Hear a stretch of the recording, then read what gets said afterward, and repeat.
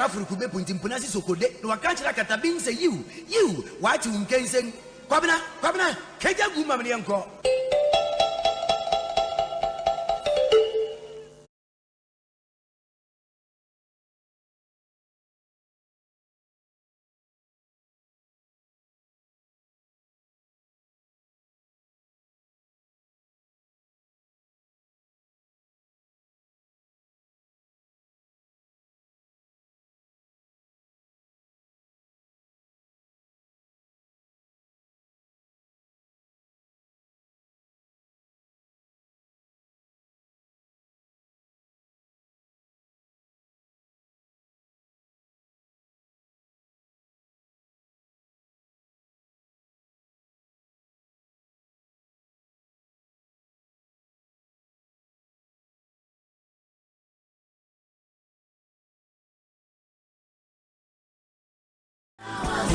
FM 100.5. Ansah on the Citizen Show. Stay with Nana, Bobie, Ansah. All the politics you can know on Accra FM 100.5. Tune to the Citizen Show. Nana, Bobie, Ansah. Yeah. Wabatele Accra FM, yeah, mommy. Oh, and Nana, Bobie, Ansah on the Citizen Show. Stay with Nana, Bobie, Ansah. All the politics you can know on Accra FM 100.5. Tune to the Citizen Show. Nana, Bobie, Ansah. Yeah. Nana Kwabena Bobie Ansah. Berema bemeti garafurukube puntimpunasi sokode no wakanchira katabin say you what you can say Kwabena keja guma mlianko. Wabatele Accra FM, yeah, mommy. Oh, and Nana, Bobie, Ansah on the Citizen Show. Stay with Nana, Bobie, Ansah. All the politics you can know on Accra FM 100.5. Tune to the Citizen Show. Nana, Bobie, Ansah. Yeah. See one Yao in a certain way, because this is somebody we looked up to when we were growing up. When I was growing up, the guy said 1998. I said, "Where there be our car?" Oh, I am the young man. I'm Mr. Jahine Tasia, and I'm Mammy. I could have no pen and I was some channel, and I was a Mission and other American and said, "It is in Shuba." I don't know. Hi, Debbie. Oh, Debbie, make us a Debbie. I saw Debbie. I saw my catcher and your name, Debbie. She said, "I was saying, oh, my message, and I do to say Suba." Debbie, Miss Mammy, at me, I see the import. Debbie, Nana Pacho, Nana, what I'm already crowd to him. Nana, yes, I do my way, Mr. Wadaroma. How dare she says also my message, and I do to say Suba. Debbie, you just a whole case of this. I won't chance. Mr. Nana, she won the side of me. Pacho, Mr. Machias, Pacho, me that's it. See one Yao in a certain way, because this is somebody we looked up to when we were growing up. When I was growing up, the guy said 1998. I said, "Where there be our car?" Oh, I am the young man. Mr. Jahine, I'm Mr. Jahine Tasia, and I'm Mammy. I could have no pen and I was some channel, and I was a Mission and other American and said, "It is in Shuba." I don't know what Mabe. Aborna wum lahabal Yasim. A civil delet, Kurga your point of Prigale. Nana Kwabena Bobie Ansah. Muniyatum Banyabga. Kaborna you wum Yatwanyasum Koche Kane. Banla Akum Nana Bobie Ansah. Kabum Lahabal Suma Tumbanyabga. Nana Bobie Ansah. Muniyatum Banyabga. Oche Kane. Oche Kan Yarama. Oche Nubjelba. Atia nyangunya nyo teba onyelo mabia Nana Bobie Ansah tumbanya baganyo nkuku ya kabang adibiara durefu ya wo frɛ na fu na nso ya asase durefu ya wo frɛ ne siw adenti efisa asase ne panyin opanyin ne hira opanyin ne Kwabena Bobie Ansah sasere kukuku da bi ochi mekwan no di nkampro obebare be ya nana wabebare daily graphic ne daily guide memunsam asai magana fu eje na kurum muntie eje ntetireki onamo so wadoto nsura akorokraw gana fu se ubeshi akwache wo kwanchen no be ma achenchen ache wo kwanchen de ene ankako awroko chakra chenchen no ma ne yechen achenchen na se poto ni be poto kasa mafia na efi potofi nti Ghana fu nti Bobie obie ko ma wa boni bi mu wa tu Bobie na obi so besan abobia boni bi na dan obobia Ghana fu beti amanye sempa Bobie wona Ghana fu nanti ubiribiri wona won nanti umprempren mo nanti ubiribiri nanti umprempren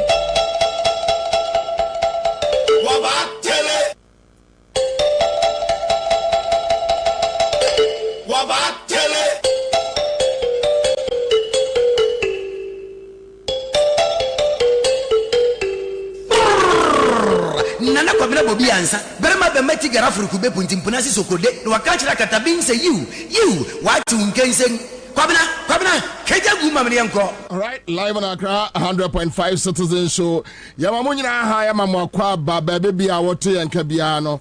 We adru say ya nkomoni yedi Ghana kasa edom kasa omanfo kasa Ghana fo kire wo madwene ya mamu enti ena emayeti makasa asemu akire se dru awia na anase adepache yen na omanfo so om radio efri anopa anya se obia ho nete no obia ka de opese oka.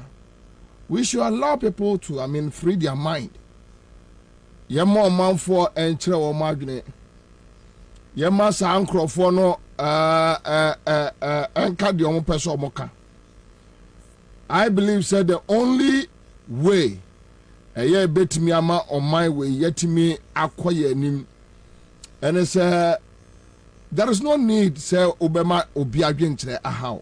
No, there is no need. And I know now me can't be a minua bako. Look, whatever it is better say yebema oman for kwai amomo aka oma dwene de sena kumamu de wana dwene mu. Se wonu obi enam na nipa kro ne nkasa na da bia ohwew papa o ohwew boni o ohwew. I don't feel comfortable around such people. But say unu obi kasana enya otimi ebiem ka che say look ade we enye yeso so a otimi ka che say we de why ade. I think say sa na ese society etra. So ye amanfo should understand ye adwuma no a ye no say ye adwuma no trust me say radio eni Ghana ha ebia enka ya twetwe tuo te say amanya aka. For all you know, kasa ye kasa, whether say ye kasa pao, whether say ye kasa pao, whether say ye kasa bonio, say ye kasa bonio, you don't na sustain ye bepe mende. O kan make bi achire no bi achire na adwene na ye ko ayi your friend say minu akwa me nka asende me o say ankalawu di ankalawu. So the point is yantimi ntina omamu a obi echere na adwene a na eha omanfo. No, we should allow everybody obi anka the oppressor worker. That is okay. Feel comfortable with obi asemo enkonkotie bi eno an se wotu baby di enkonkotie na mama didi matem your friends Kufu Ado boys wa no ma ba betwam hwim no ma ba betwa ayampia saa bedidi atem saa obia mfrɛ obia ento san frɛ wo ha oba ha be ye den hweso na tra wo ba bi sɛ unya akomayare eye Ghana ho nkomo ne edi mintimi mfa me taxes entua obi ka. Then you turn back to come and tell me say nipa no me ni any moral right say me kan say nipa kona sem. When the president is a liar, when the president is a thief, a criminal, say president ekatre me say obesi agenda 111 with my taxpayers money. Now say o mama date or mama a timeline. Now want to be in Sia. I don't care about his 78 years already. We are not talking about yantia him few. Ghana memo look Ghana memo nti saasem we say emo obi ehunehuna Ghana memo enye ahimfie Ghana memu enye ahemfie meti asiesie me ya santini de me ma me fira asante mampo me papa firi ofenso nanso so no de asante mampo hene beye no na ahemfie ana de otumfo beye no na ahemfie no me pa cho enye Bobie Ansah ene ekwa kirechire minsi obi ahene na me makwa kirechire mu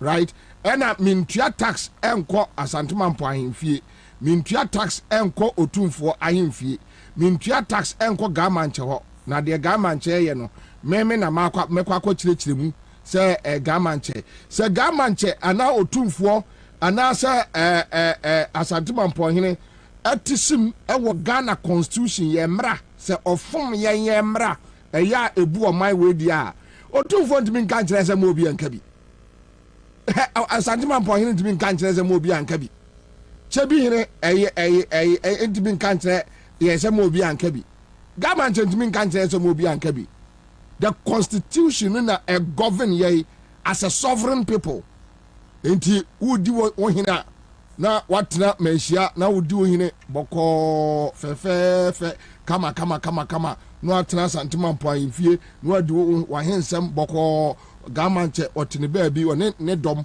omo bu omo ahemfie omo do omo mra ye omo adwuma pepepe ukọ etogba feda saa chebi saa baabia saa obia ni uni asem obia meka ohwe because on sorry me feedi obi enya na feedi Ghana fo nya na ato aduane ma obia ade akye ya yetisi krom ye adwuma kakra obia Ansah beka no ye no de to aduane ni ensuo nom mama yenti ye ho asesa yeti ye ho asesa dede bia ni ho keke bia ni ho ha bia ni ho but se o say obuodu na se obetra every wahimfie na ode ye oman mra anima ba betwitwi fom a ma for so de wanim betwitwi fom adai ana no ye friend say Sumpa FM ana Sumpa FM I don't know Oyerepa FM de okuma ase no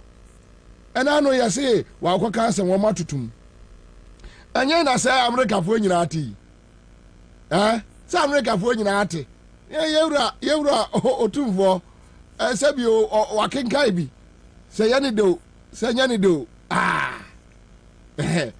nti uko si America wo partners no show say onyi democracy ene kabima minka eni enti ene wiase na ya global village die obeye bia na obi ahwew ade bia wo ye bia na obi ahwew what you say ade bia wo ye bia na obi ahwew so yanti eno ase enti so ohini bi ye na ade a anaso ode ne mra ye adwuma won ahemfia ye nkọ ho Ghana mabunu yensi wonkonko kahwe because ye ne de sabio ye beto nananom wo mon sa aseni ye ne nananom na te ne ye tete ye fie enti ye ne de eti ase na mom se okeka na de bewura ye constitution num se constitution ne govern ye nyina no as a sovereign people no ye ne de udi bedi agro de a ene nkoda no so de ubedi agro on the street mu na ye no ne etra ede aba be ka kire Kufuado se wuntimi mu oman no Ghana maburu nti ase ema obi a na ada ema obi ahunahuna ema obi a nka nkire se John Mahama eche wuntimi nkara asem anasa Kufuado edi 78 years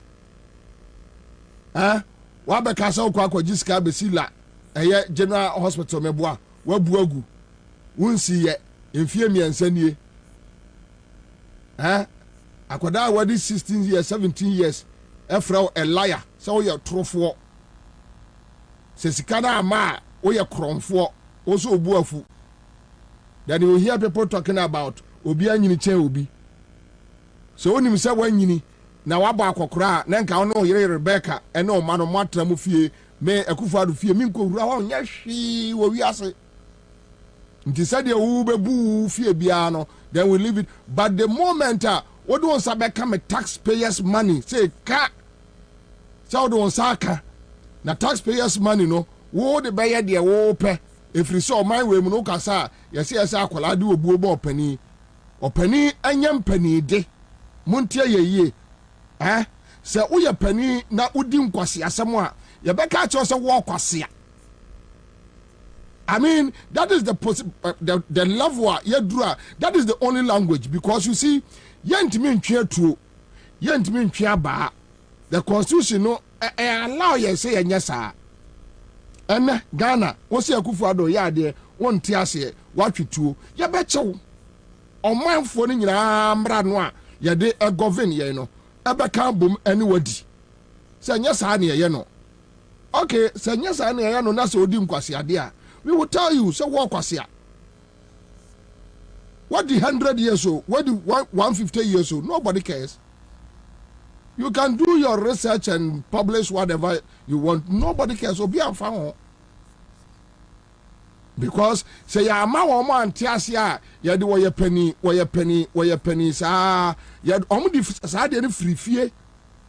Into ukọ efie bebre mu a abusua bebre mu a enkokurafo ne mre we ho no destroy families or more destroy fie no because enkola of you no ntimi ansori ankasa o mo ntimi ansori anfo mo na antia wo say hey baba baby amondi ade na ekono mo de abusua na ekono enye ntimo fancy kwam obi aye din sa ama abusua na say we can sit and watch me ntimi emetra me tua COVID tax.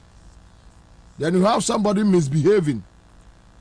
You don't think you saw microphone no.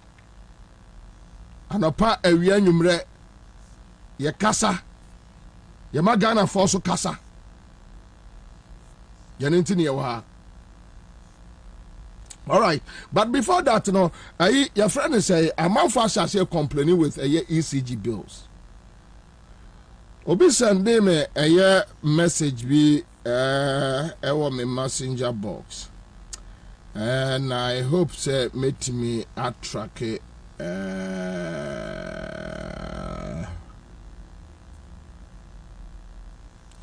I hope say meet me at track it. I didn't know any parent they send me no. Okay, so one or so for archery. And my man read a portion of what he sent me.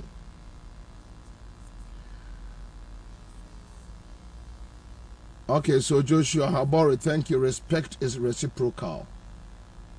It's so simple. We are penia no abu. Ohwe na se wuntimi hwe yesika so. Odi yesika ne be niema basa. Se wodu yesika ni tua eyo school fees wo Canada.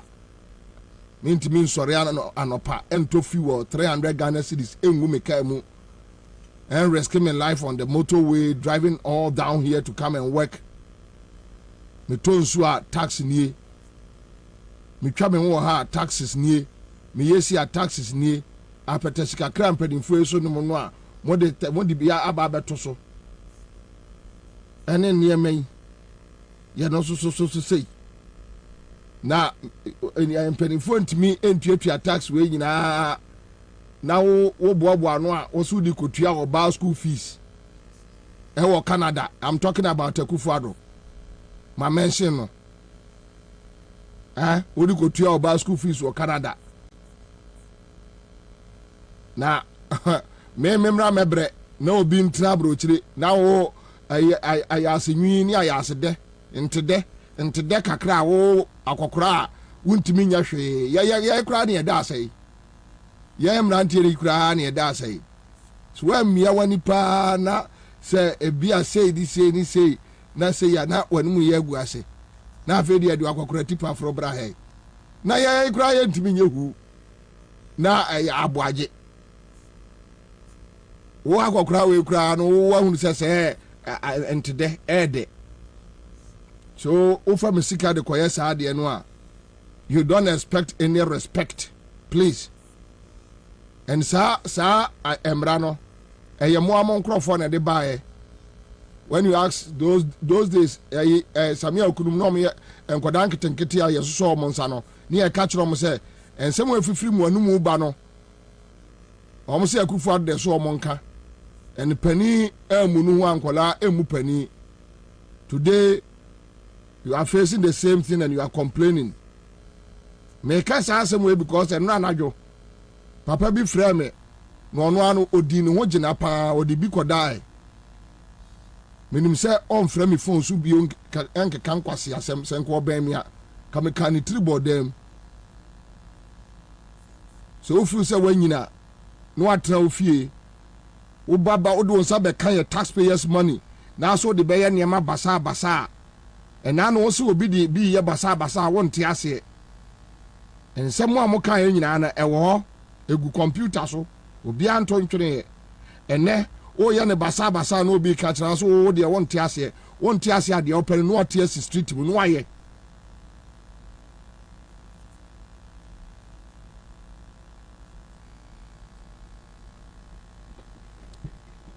All right. So your friend say, okay. So Kwajo my electricity bill is over 1,000% increase. We cannot live in Ghana anymore.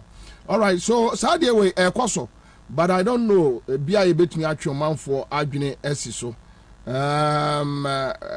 Soft watch or soft watch message or they sending me. Also, good morning, Commander. Please, Nanado and ECG. Has increased power last year somewhere, October, around November. And they have increased it again in February this year. Now they want to increase it again. All right, so I must say an 81-year-old man who doesn't work managing from 100 Ghana cedis to 50 with his children. Okay, so now the Osafo Ochene can say, sir, a friend say, akokra wadi 81 years one ne ma and they are paying almost 100 cedis a month with electricity. Minim experience awo kom but many obi so di nkomo also one a friend say tabletop fridge bi and TV baako and AC. And also auto every month biano almost 200 or 300 Ghana cedis. Yet light auto almost 300 Ghana cedis because every 3 days also auto a year 50 Ghana cedis every 3 days within the month no auto a year 53 4 days auto 50 Ghana cedis. So which means yam fan say averagely 10 days no auto by 100. Say 30 days or top 300 Ghana cedis a month. 300 Ghana cedis a month. Minim the kind of experience also come. But then within the next 5 minutes on this particular issue about the ECG bills and a year or more quarter prepaid. Let's share your experience within the next 5-10 minutes. 0302208090.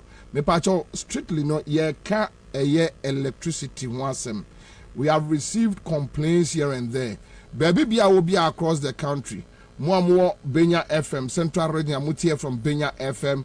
More ye Tamale mutie from Dagban FM and other affiliate stations. Let's talk about electricity because look they are talking about revenue.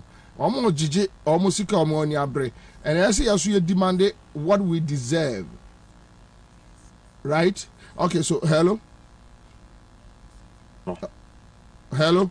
Good afternoon, Bobie. Good afternoon, sir. Alabani. Okay. A month, we are 300 Ghana cedis. Every month, we 300 Ghana cedis. Every month. 300 Ghana cedis.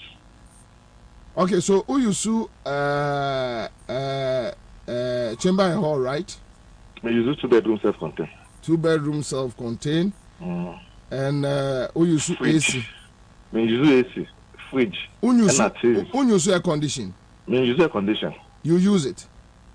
I didn't use air condition. You don't use it? Okay. Yes. All right. So fridge, fan, TV, and a machine system. Okay. You do some ironing, you use heater, microwave. Me use heater. I don't care. Weekend me I just and class uniform and I don't know. I see. First 200, but the 300. Okay, first 300 started time bay. Me thought early the month. Me thought 200. Me is for the whole month. Well, since February now, since 200 and maybe I 300. Since February, right? Since February. I see. Wow. Okay, all right. Thank you, bro. All right, so quick one. Remember any panel so set Lantelam to say I pay 300 Ghana cedis for every week. Really? Hello. Hello. Pacho, yes, sir. Pacho, will be in for line Sudan. Yes, sir. Pacho, your friend, sorry. Pacho, your friend, Charles, because if I didn't new site. And then 10 news site. All right. Okay. So let's talk to me. Pacho, you see just in a master. Okay. And if you say, President, the BMTR, it's with all lights now, it's any pension or line. 950 cities in Ubietia. More yes 6. Yes. Which means 6 rooms. It's 50 Ghana. You can't one year cotton until 1 month, you know. But they say none will buy, you know, so 200 cities. Now, you have 50. But now, they say, 100. Wow. And son, if you 1 month power. I see. Okay, so more the started time. February, March, yeah. Okay. All right. Okay. So a very sad situation anyway. Togbe Badasu is here. All right. So hello. Good afternoon. Pacho. More video name come from Kakrama and Pacho. All right. Okay. Good. Hello.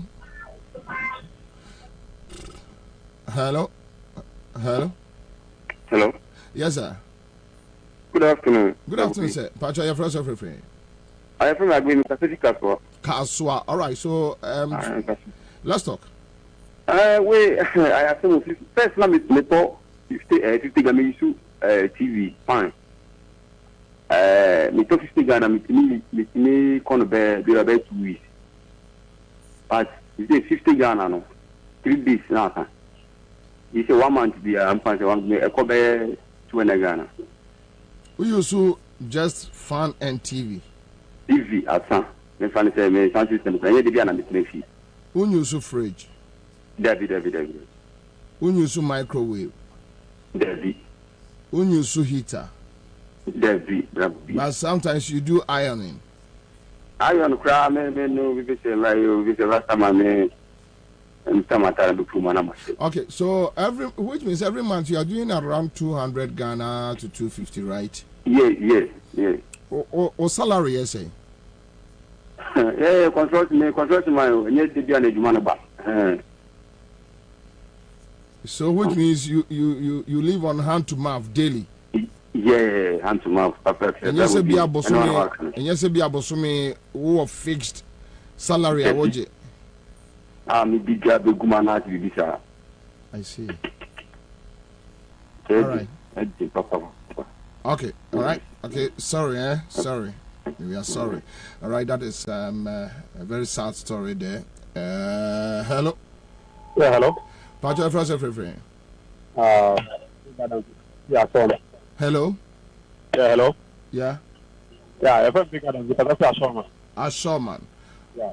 Okay, so share any enkasa edi na ekoso light as much again even and they are the for 50 and draft me yanti won kan here, so take your time. Yeah. Hello. Yeah. Me even and they are for 50 light. Me download to so within 30 minutes of the off. And my phone is office. I'm not so an pay to 50 Ghana. And that's yesterday night. And my job. And Ansah and within a short, and I don't know how to find with that. We call ECG. My coffee. How much we Wow. So I don't know someone who said in music in the car. Now it's more than the car. I think it is the point there. We need to over so much time. Wow. Anyway, all right. So, but the point is, PURC4 and protect your consumers, and I don't know the kind of work they are doing. And BBR politics. Now, Kamel Mohammed says, but ECG are just criminals because before September last year, 1 unit was 34 pesos, and now it's 1 cedi 24 per unit. Hello. Very nice. Afternoon. Afternoon, Pacha, first of free. Dina, facing Medina. Oh, okay. As a Dina, let's talk. Yes. First one, me saw 2 weeks, me talk 50 Ghana. But if you know, me talk 80 Ghana, 7 days. Nah, sir. Okay, so who you sue chamber and hall, right? With air condition. There be a patch. They don't want to fan me, you know. And that you know, so when you say so, you put on the bar, idea. I'm sure me. And a fridge, you know, so air block when me do, but still. And Tina auto 50 or 2 weeks. 2 weeks. You can try to Ghana 7 days. 80 Ghana 7 days next start time, babe. Mean to me recording. Say last month or say last month. Last 2 months, okay. All right. Okay. And I started seeing say, Okwa Tona Asano. Now I'm see negative a kada so. I did meet to meet your council, then a kada. Only in TRC. A sound so a son I draw our own team got talk. This app no so won't mean to phone no so view. Okay. All right. Okay. Auntie Dina, yeah, that's it. I am someone for very sad stories to share. Now, Aquarius says, good afternoon, Commander. Please, in fact, now we are dying. First, I used to buy prepaid 50 Ghana cedis per month, but now I have to buy about 175 per month. That's 175 Ghana cedis per month. And it seems like Joseph Lenogu says, we used to pay 250 cedis, but now we are paying 500 cedis a month. We have small store attached to the main house. It is more than 100% increment since January this year. Joe from Moicho City. Hello. Hello. Pacho, your friend, your friend. Pacho, your friend, Ala Auntie, Lucasafri, Edith Mamodi. Okay, Ala. Honorable Yusuf Judge, I was watching out. Major so. Pacho, Miss Sister B, Ochi, wayside. I'm a summer. Now catch them, say, me from I'm a catch them. Oh no, auto light, you know, auto 200 within 1 week to almost 10 days. Now, the answer, but free the corner or useful. But I don't know how Mupa now see last 7 months, 6 months. No, I'm to me to 80 Ghana. At me through maybe 3 weeks into. They see I am through in Ponasa. Okay. All right. Okay. Thank you. Now Lamle or Datalamte says go to court, Abi. And now I mean, you know, what's my okay? Only my team. So I wonder. Maybe I would do frabridge by enche unim de koso. Talk about as you say, such a huge program as this that is supposed to be a national eye opener. Your affiliate station Takrake, so let me leave this one. Such a sense as the best option is to do illegal connections and form neighborhood watchdogs so that we can inform neighbors to be on the lookout when the ECG people come around. And such a sense, you are preaching violence. I mean, be careful. Just be careful. Trust me, be careful. And you must say, let's talk about it. I mean, hey, say, energy minister crown and a Venezuela America, but baby, I watching person legal connection, normal forming watchdogs, and ECG for they have been complaining about this kind of confrontations between the ECG revenue tax force and citizens. And even this afternoon, they were talking about it. So we need to be careful. Davidson Ken Adukwame says, since Monday, some parts of New Ningo lights went off till now, and the light is not back. All right, so hello. Governor. Hello. Hello. adwuma we minya yanka every week bianka o de adwuma we to high ni o ko me di ko kuya se e ni pa 4 ni use electricity ke say but make every 2 weeks dey 50 Ghana every 2 weeks me cut every 2 weeks dey 50 Ghana ko na ke say o ko to be gusu a hu ni eye na asa o go so no pa e dia na do midnight na like no ko you come na ade we die you see say electricity say omo show mo juma no mo yendie because according to say omo kata omo ni no mo buni pakeke obra enyo adwuma so ni ho ayeye nti say we see electricity nko e fan say every month be able to 100 Ghana governor na ko ya na buy. All right, so let's talk about this. Boss me aketu I say Kobra me nye busu nyakatu aja me se djuma ya na me ye boka tora gra. Kobra se so ekufa do matement boye de. Ayon wo boye de. Eke bi ni ho mpa wo ye. E wo mu ani ni pa afro ba ko no akoko ye. Enu kra de ni ye say 1.20. Kobra it is every month be able to electricity nko awo 100 Ghana. Kobra ekufa do na busu afro mu ku Ghana fo. All right. Thank you no mutu position no mu di do mahama tem so di asset de omuna ye so hwe di omu ye Ghana. All right, thank you. Kwajo Fiagbe says Commander, my electricity bill has jumped from 60 Ghana cedis to 1,400. No, Kwajo Fiagbe, this is abnormal. It can't be possible. It's either you are lying or maybe when your new gadgets be, it's not possible. Emmanuel says, okay, so I buy 50 Ghana cedis every 3 days. And these are the things, wow. Okay, so these are the things I'm using now. Fan, TV, 4 bulbs. I iron once in a blue moon due to that. I normally put off my fridge and air condition, yet I'm still buying same. All right. Hello. Hello. Good afternoon. Good afternoon, Patrick. First of everything. Patrick, first okay, mommy, I'm over feeding and call for mommy. Why? Patrick. All right. Nanny and share your experience. Patrick. Nice as some way, dear. Obia, ni yen be no more yen need to cry. Yen na ya some yemobo. Sure say me back to ado me money do every week me saw 30 Ghana na 40 nyama hon de bet me make one no e dey do 1 week na ta it me calculate 1 month e do 1 me saw 1.2 e do on 100 adani say yes to the and me sure say these days and na say atan the bank of was so nista it me 30 Ghana na the money akala there I didn't tell me how I did. Yes, spaghetti in your mother. The photo, yeah, the photo, I'm back. Yes, I did. It's like that. I have to see my son. Okay.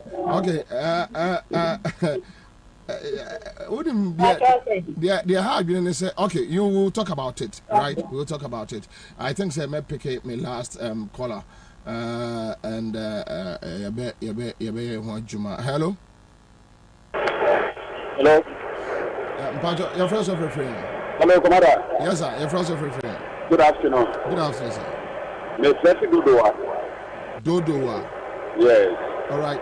Maybe I want to do a it's so top power. Oh, sorry.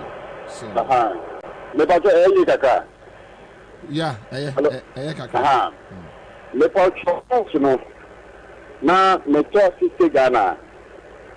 It's taking me 2 weeks. Yeah. There's a same 50 Ghana taking me 2 weeks. There's a 140. And do 2 weeks, no matter. I see. Hello? Auto 140 in 2 weeks now, sir. Nasa. Wow. What's Dodo Wawa? That's fine. Commander, I don't know what I want to say. Who bet bread as an Osaka 50 cities? So Osaka 50 cities now and do 2 hours. Now a cop. I see. Okay. All right. Okay. All right. Thank you. All right. Thank you. All right. VAR, Mensaka information. Good information. VAR, they are sending me, so we are fine. VAR, they are sending me, so we are fine. All right. Thank you. Kwesi Texan in London, a very good friend, says, good afternoon, Commander. In all this, where is Kofi Kapito? Times have changed indeed. Thanks, Kwesi Texan. Yeah, Kwesi, now say once a while you hear from Kofi Kapito, no about Babeka, Bakubi. Obeka Bakubi now Obeka Bakubi no ko me point in this Kofi Kapito so yene juma and he is an MPP card bearing member. As to how our yene juma no Kofi Kapito fancy that say or no onye eye MPP ni Kofi Kapito fancy that and Kofi Kapito ka always behind him say or MPP, so I mean it's not a big deal. Now Alexander questions Commander about the tax street lights and even some of the street lights are not working. They don't. Yes, of course. Obi ka say ubetimi akokota. Sa kokot no. Enye better say but just baby across imagine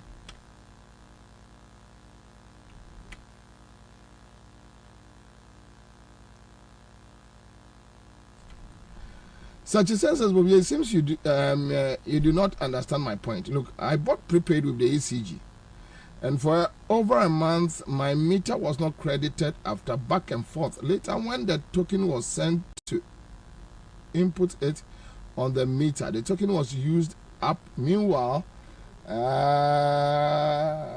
was not the one who used the power. My money is gone. So tell me, if you were to be the one, won't you do illegal connection? Such a sense, you see, the point is, you just want me to support you to do something that is illegal.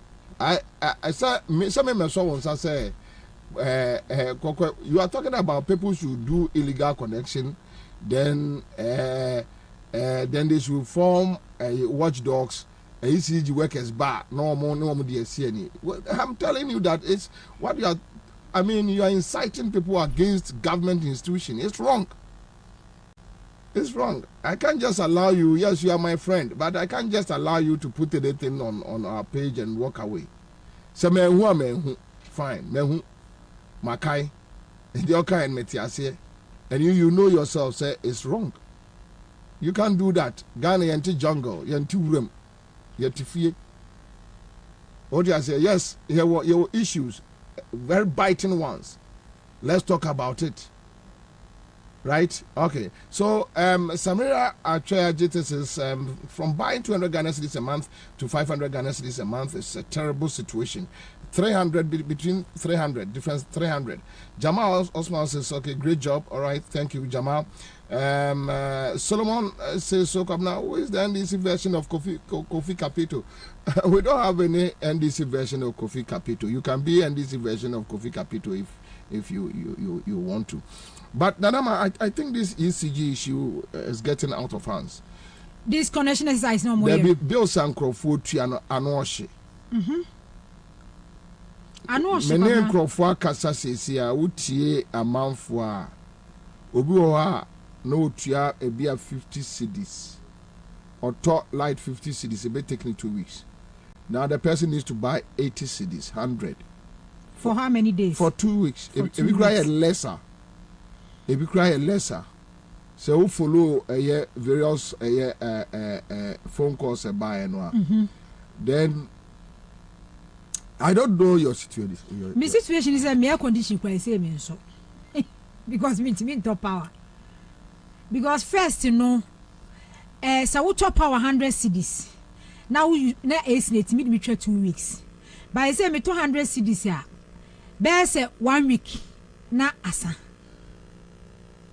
So enti Kwabena Ansah o kan kwa kosi say obi the message bi ba odo o condone but say more na mo increasing utility tariffs especially power ECG for no But I think Akufo-Addo anybody me catch there say Kwame ya was I think Nanado in opposition says oba better electricity so.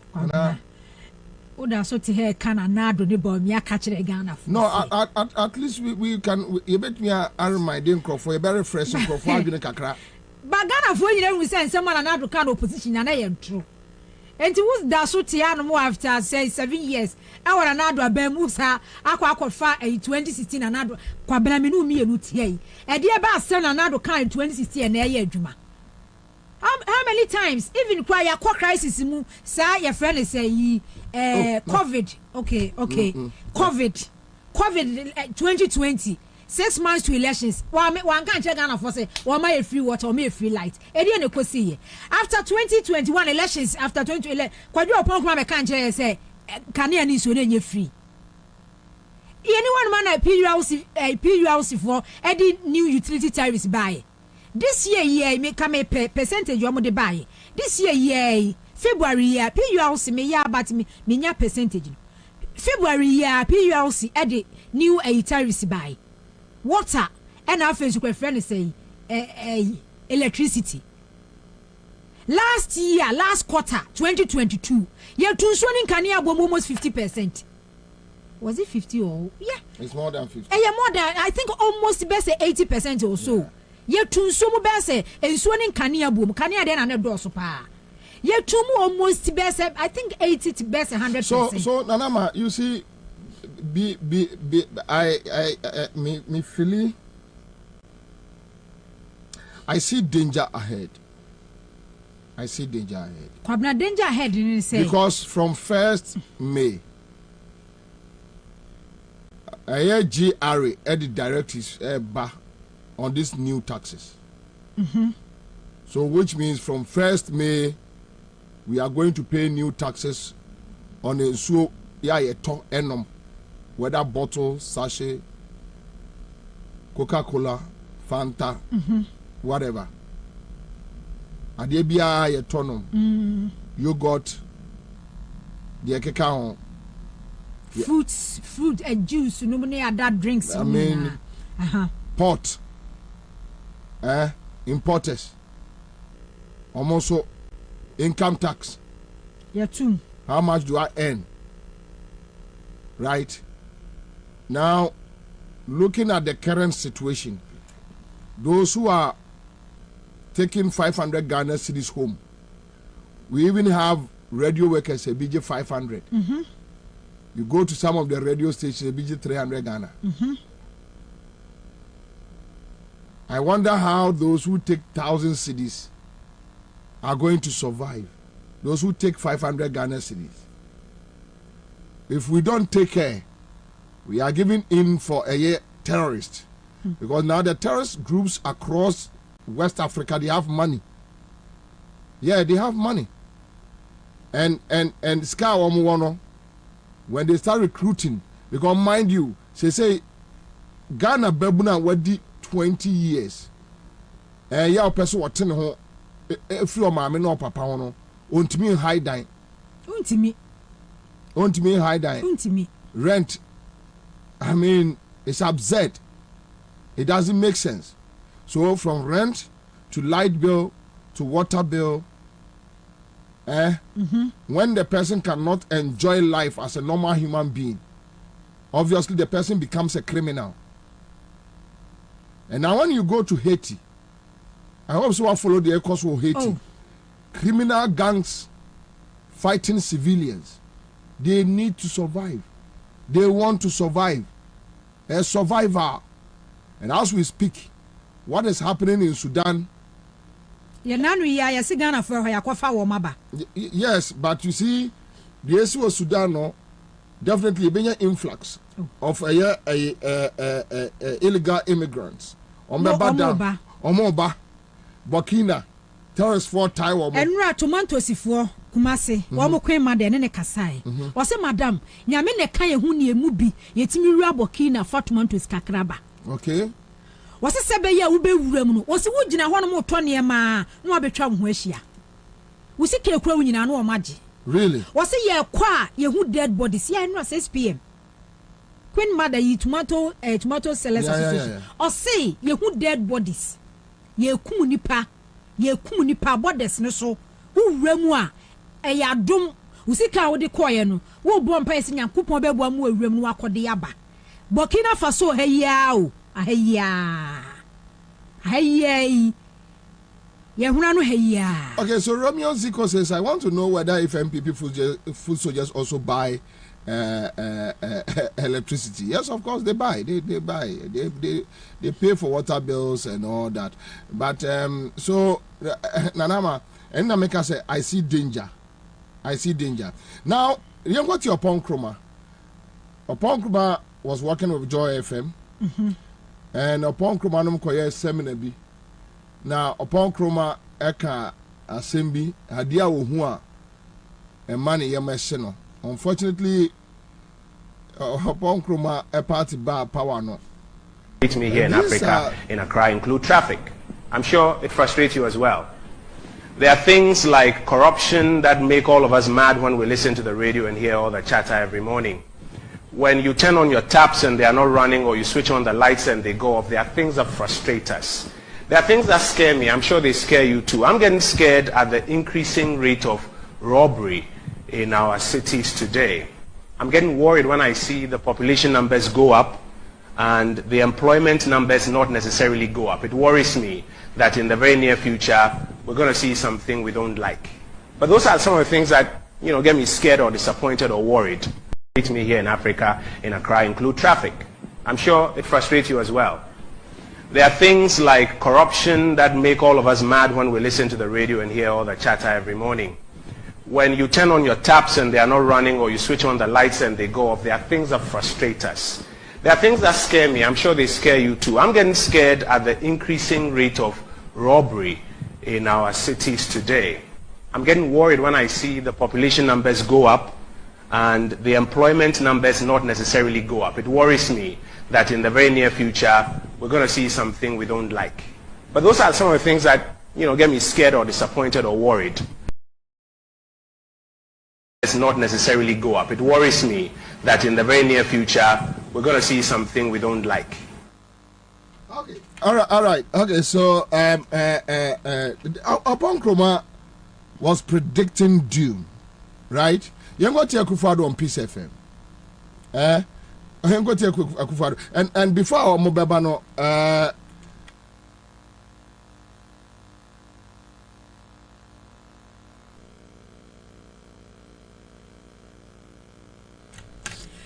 the Okwatena Peace FM man waka Sabrina a Tunisia president. Yeah.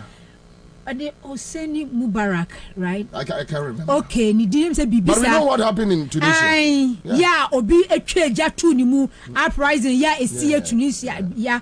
And no do kwatena Peace FM so a no work kan na wie na lawyer Martin Pebu eka no. Sarah Spring ne de. Yeah. Say ne tie bia na betimi aba. Oh. But you see, utie kwajo Upon Kroma ekasa. Yeah, the free light bill ne dia besia. To be honest with you, a man for us suffocating. Papa. Some of the citizens feel like the kind of a year ahoma abino dia so Ghana for corner and and this is Kojo Kroma, this boy working with multimedia, and as usual they teach them how to pretend as a neutrals, because those days we meet Kojo Upon Kroma, MPP and NDC, they are all the same, they will destroy the country, actually we are doing our job, we don't care about anybody, your committee be or sometimes joy almost my council be almost tiasiana Kojo Upon Kroma. Sorry, I said, Miss Dia Kunya, we are shooting. Oh, meeting Allah, that was you, Shameba, that was you now. So, when young was Siakanoa, we know you guys as MPP boys, Gavin Moot anymore, and I want to teach him how to pretend. So, this boy, our co program now, what says you, trafficker, na near Masino. Because, and yet, ne party, and yet, Kufad Neteso, a year armed robbery, na near Masino. Who say ya to pipe mu na ne yema hye Who say ya dum kania na ne yemashi. Okay, so we are talking about light bills and water. Half of that is the working population of Ghana, some 12, 13 million. That's 600,000. You don't know for when you did right? Obu petrol free. So niyamo nshino. Obu free. Your friend is say when you pay you allowance is free. Then tell you light you free. Or to state bungalow. Exactly. You provide security 24/7 at the manor. And you say armed robbery and your problem mano. Right? On rented die. Or better rented die be an a guy and a or person who have on privacy. Say the crown or sorry coupons at least 10,000, 20,000 gunikemu. And you say no on your scared. On slow be right.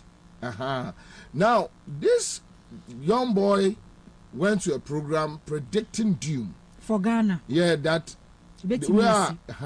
Now let's go and listen to Akufo-Addo. Then we can juxtapose it with a year upon Chroma Assembly. Then you realize that these guys were planning. Says Akufo-Addo and we need election noa. DBCBI so mine best cry and shit because they were preparing a man for argument towards it. Just imagine a man for Tisi Krum say, Eugene, always watch me, right? Watch me. All right. So you're going to go to Akufo-Addo, right? Now that time they were preparing.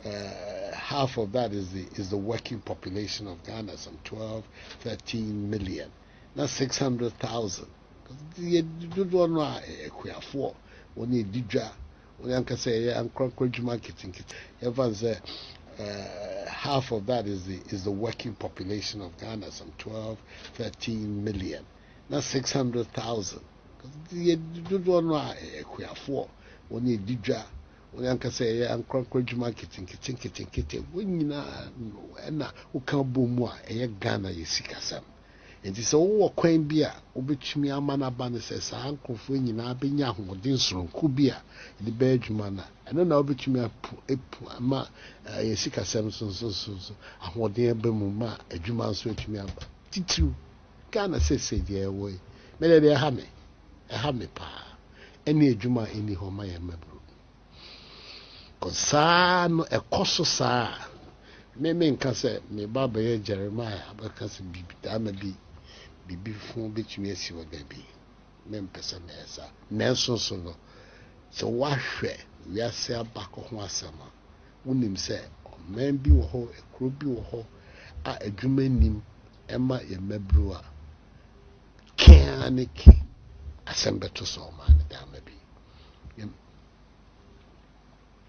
the friend of Arab Spring yenyina ate ho asam Arab Spring started with Tunisia.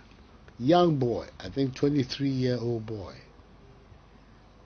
Awako school, enya degree, I say, unye juma. And one day in protest on Washington. Can you imagine the level of desperation involved in Nipa? So I bet say, I say we are seeing na ya basa. Unye ni daswo bia, bibia be amao. It's or show home at the Akansem at your mouthful. Then no buyer no air to say Eja or Tunisia because now for baby it is on. If you are 1 year war, Musa with this reckless character. Okay, and Kwabena Winim ECG increment near the other now. Yeah. Winim this year, first February increment PLC di buy electricity 29.96%. Okay. And we electricity I just say almost 30%, you know. And water so 8.3%. So this year nkuano ya to ensuo ni nkania buomu me fan say 38%. Okay. Nya me fan say 38%. And electricity nkuano ya tumu 30% this year first quarter. But last year August PULC the omudi buy any electricity ye tumu 27.15%. And na water enso no ye tumu 21.55%. So within from August February bepem samre no wo hwa light nko ano 30 and then 27 no that just say ye tumu 57%. Yeah. 57% from August ebepem samre ya kasa no electricity ya tumu 57%. And as I walk water and so ya tumu this one 8 and then 21, so ya tumu best 30%. It's utility tariffs in kwa yetu and water. And I just say electricity no ya tumu last year August ebepem April ya kaseno. So this one is 57 and then this one is 30. Anyway. So it's 87% Kwabena. From August ebepem April utility tariffs ensuing kania bono ya tumu Kwabena 87%. Na Ghana Jumaini oje say. Okay, say last year salary increment was public sector. Yeah, 30%. No, 4%. 4%. And this year I'm saying 7%. 30% don't go far away. Oh, okay. Okay. 4% and then 7%. And but Kwabena here utility tariffs in Kwani ya 87%. Okay. And Nanama, you heard your man talking about graduate Awonya Juma. Na ni we are singing Ansah. Na sa graduate no timi ko gina presidency etweja to ne homu a. You can imagine the kind of uprising. Mm-hmm. Okay. Then 3 days ago, physician assistants decided say omunya adwuma nye onkotwa eja entunu humu. But okokana sem akyere penibi. Ye chi omo koko group. You see sometimes ayana Akufo-Addo supporters no. I think is either when you become a Akufo-Addo supporter, it's either you become a mad person or a fool. Because when you listen to Akufo-Addo, now Osha Adia Oyen Noa. Senyami am mawakuma. Because just look at this reckless man sitting at Peace FM studios with Kwame Sifakai. That time no no minor situation aye wo mu no. Enye bi ni. Enu enne die quarter kra ni nu. Because obi kuta sabe 5 Ghana cedis ya. Obetimi atokenke kese pa. 1 cedi 50 pesos is 2 out of fish 2 cedis. Yeah.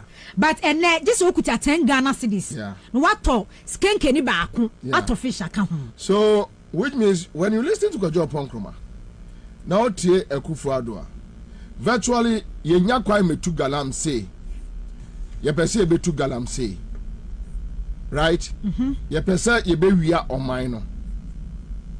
You can't talk about thieves in Ghana and leave Kojo Ponkroma out. A criminal boy. Now yenim bibiano COVID money issues. And you hear them talking about, oh, NDC bad, they'll pay their way out, they have friends in NDC and all that. I see danger. Because say Edu Anosuna se Mahama Osune and Crawford war Mufia here. People will take the laws into their own hands. The street will be ungovernable and civilians will start facing each other. Amafobe facing one street mu. That is what is happening in Haiti and other places. And therefore, ye kababa besiso say, bebia or minor ekikakono. Look, Ohima, 1st May, so almost say implemented taxes we are assembleba. 1st May. I'm telling you. Because Kwabena, with the current, hikes, we call market here. Share the kind of markets in news so. Almost this year, started 2023. Yellow corn, not bag no, 650. They say 1,000 Ghana cedis. Na white corn, bro fitano, na 550. They say 950 Ghana cedis. and renew taxes we say no VAT no new taxes near the ember you. Yeah. And it's a share. Sanyama we say nyina ne enema boa ye din ukodwa so Kwabena ukọ market ya the way enema boa ye din no na say new taxes we say ba be kan wa miasa to enema mu a me nji wa chinyi so obeka say from first team be before ebetimi esi. And you know said they are losing out with the IMF deal. Pa and finance minister so cross out to yenkra we bra no Washington DC ni say electricity bills crown utility tariffs crown and so ba be ye do ba betum na no ya oh yeah last week here no sa chief executive officer oda isija no waka was kada ho enti no Ghana from boy ho say enchi ye betum. Oh yes, with the current situation. Yes, you see, so which means they are preparing a man from mind towards chaos. That is what I feel. Yentimi mu o mind no yentwa jantum ye bede atwa jatum yenya niema ebehye nkrofo abufuo aroba na yentwa jantum ni yenwane. I know Akufo-Addo and his family, they are finding a way to run away. For that one, everybody is aware. They are finding a way, out how to just run away from the country and escape justice. Finito. Some have decided to pay their way out, whoever takes over, whether it's a military, a year or you, and I say, Yakotuaba etuomo, they are finding a way, they have the money to pay their way out. When we get there, you know, see another level. But the point is, say, on roba. Now, the ordinary Ghanaian, a year or earning just 500 Ghana cedis. You have ministers, they don't pay electricity bills, they don't pay water bills. The ministers also want to. So, now, and Kawama, yade, and Kania, de echo free no. Yava me cushion, a ECGI. Also want to use the free. Omoda so aji coupons for fuel. Ah yes, Omoje. What is your announcement so money? Omoje. So you want to live a luxurious life with your people.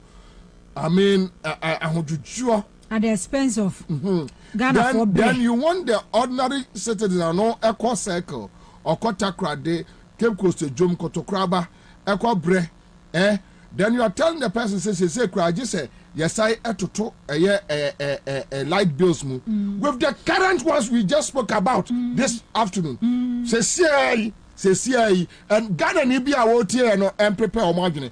Well, maybe, I don't know, if one day a beer consumers water, light, or beer bet me at TSC Abontain. Nasa, a Akufo-Addo supporters here, ye triakra ya hotoye. Ya hotoye. Enti yenti sia bontini bi, right? 8 months. Maybe if there's a spontaneous street action where a man for a biner who say, look, we can't take it any longer. Because within 8 months, it was salary, say no. From best 2021 Ebano, so salary of 5,000 with their current Eniyama buono. Salary requirement, I quite said about would you 2,000. Okay. I quite said would you 2,000 because I did make now 4 cities and I did make it 8 cities 50 pesos. But I require 9 Ghana cities from 2021 2 years me. I did make from 4 cities and do 8 cities 50 pesos 9 cities. It is a Kwabena who sika 5,000. So they say would you 2,000 Ghana. And more be a 5 kilos one. Now your best 75 Ghana cities. They say your best 150 Ghana cities. And Milo sachet in Kitwe ya near 8 cities money a day. They say 24 Ghana cities. It's where the Benema boy dinner. Ye to Bagana for ye di. But said ye na NPP war position beer. Nan can ye who demonstration. Labor unions, organized labor unions, no. At the end of the day, ni Ghana for the phone money at the idea can you who and Kwabena and can yet see a go up on Chankabana who says ye niabre. But ye to my lady. No, but Nanama, this conversation and Rayedi. But ye choose Kwabena. Yes, the point is even the opposition parties, PNC, CPP, NDC, they are afraid. What about the organized labor associations? No, there you now say about the Oba better slow. Now me meeting baby I'm teaching in many Kwabena be talk was what. That is the problem. It is a second of Riata. You see the boss of Castle to the reason why from the 79 coming amount for enya akukodro sorry jinaye is that Senagana for Pejomoni a figure called Rollins. They see that figure. And that figure is ready to take bullet at any day, any time. What do you say? And yesterday in this 4 year Kukodrofo. No. But leader no. Yes. But nebiniho. Well, Obiankun in a style of leadership. Okay. What do you say? Okay. But I'm talking in general, say on my way because Rollins time, the year you better you know. Nanya omunko support NDC and PNDC in Kwana and did Rollins. Even there were people in the other side that they were angry with leadership. And they decided, as I speak to you now, look, so be sorry, Ghana, I'm telling you, Ubenya about MPP 40% to follow. To follow the person. Yeah. Ubenya, say, I mean, you see, MPP, we talk to them every day. They talk to us. We know their mindset right now. And you can't no more about me and you could find negabi no more. And ye did. But and Crawford for more, they are peeved, they are angry, they are looking for them to even beat them. Trust, oh yeah, they are look. Say, you know they are meka. A ya na MPP for say, oh, a ya NDC for now so be the best. MPP omko opposition. The attacks they will face, they can't go anywhere. They will just stay in their rooms. Say businesses are collapsing. DC businesses for exactly. Businesses now collapsing. Madam Fubiana Mene Kwa sorry baby anamete face. Mr. Jima mi body din. Mr. Dimet, me did your mama temsa, no was silly fear pa. I walk out so one baby. Yakwa Sunday, lost supper, no jinabon. Mr. Jim was hey, Ricky, dear made did your mama tell me to be good dear radiated. But Mr. Jimmy and ne, sad your mama time now what me dinner temsa no to me call a radiated you know. Not month beer or you container, month beer on where drinks, can't drinks no, look who said no that day, energy drinks no money. Me say. The last year, my friend was saying, "Hey, and the NDC for also transfer Ashama. Now where is so you so you describe President Kufa mean to me kawa? Or Sinti NDC for also Shama kwa we say ye extra 8 years. And I was also so ye bema. Wa bodam. And so that I want to maybe. And the next year maybe. And I've heard them omunko for no omu achire wo no. Ube no my video. And this is serious political party. And NDC for to the din om here.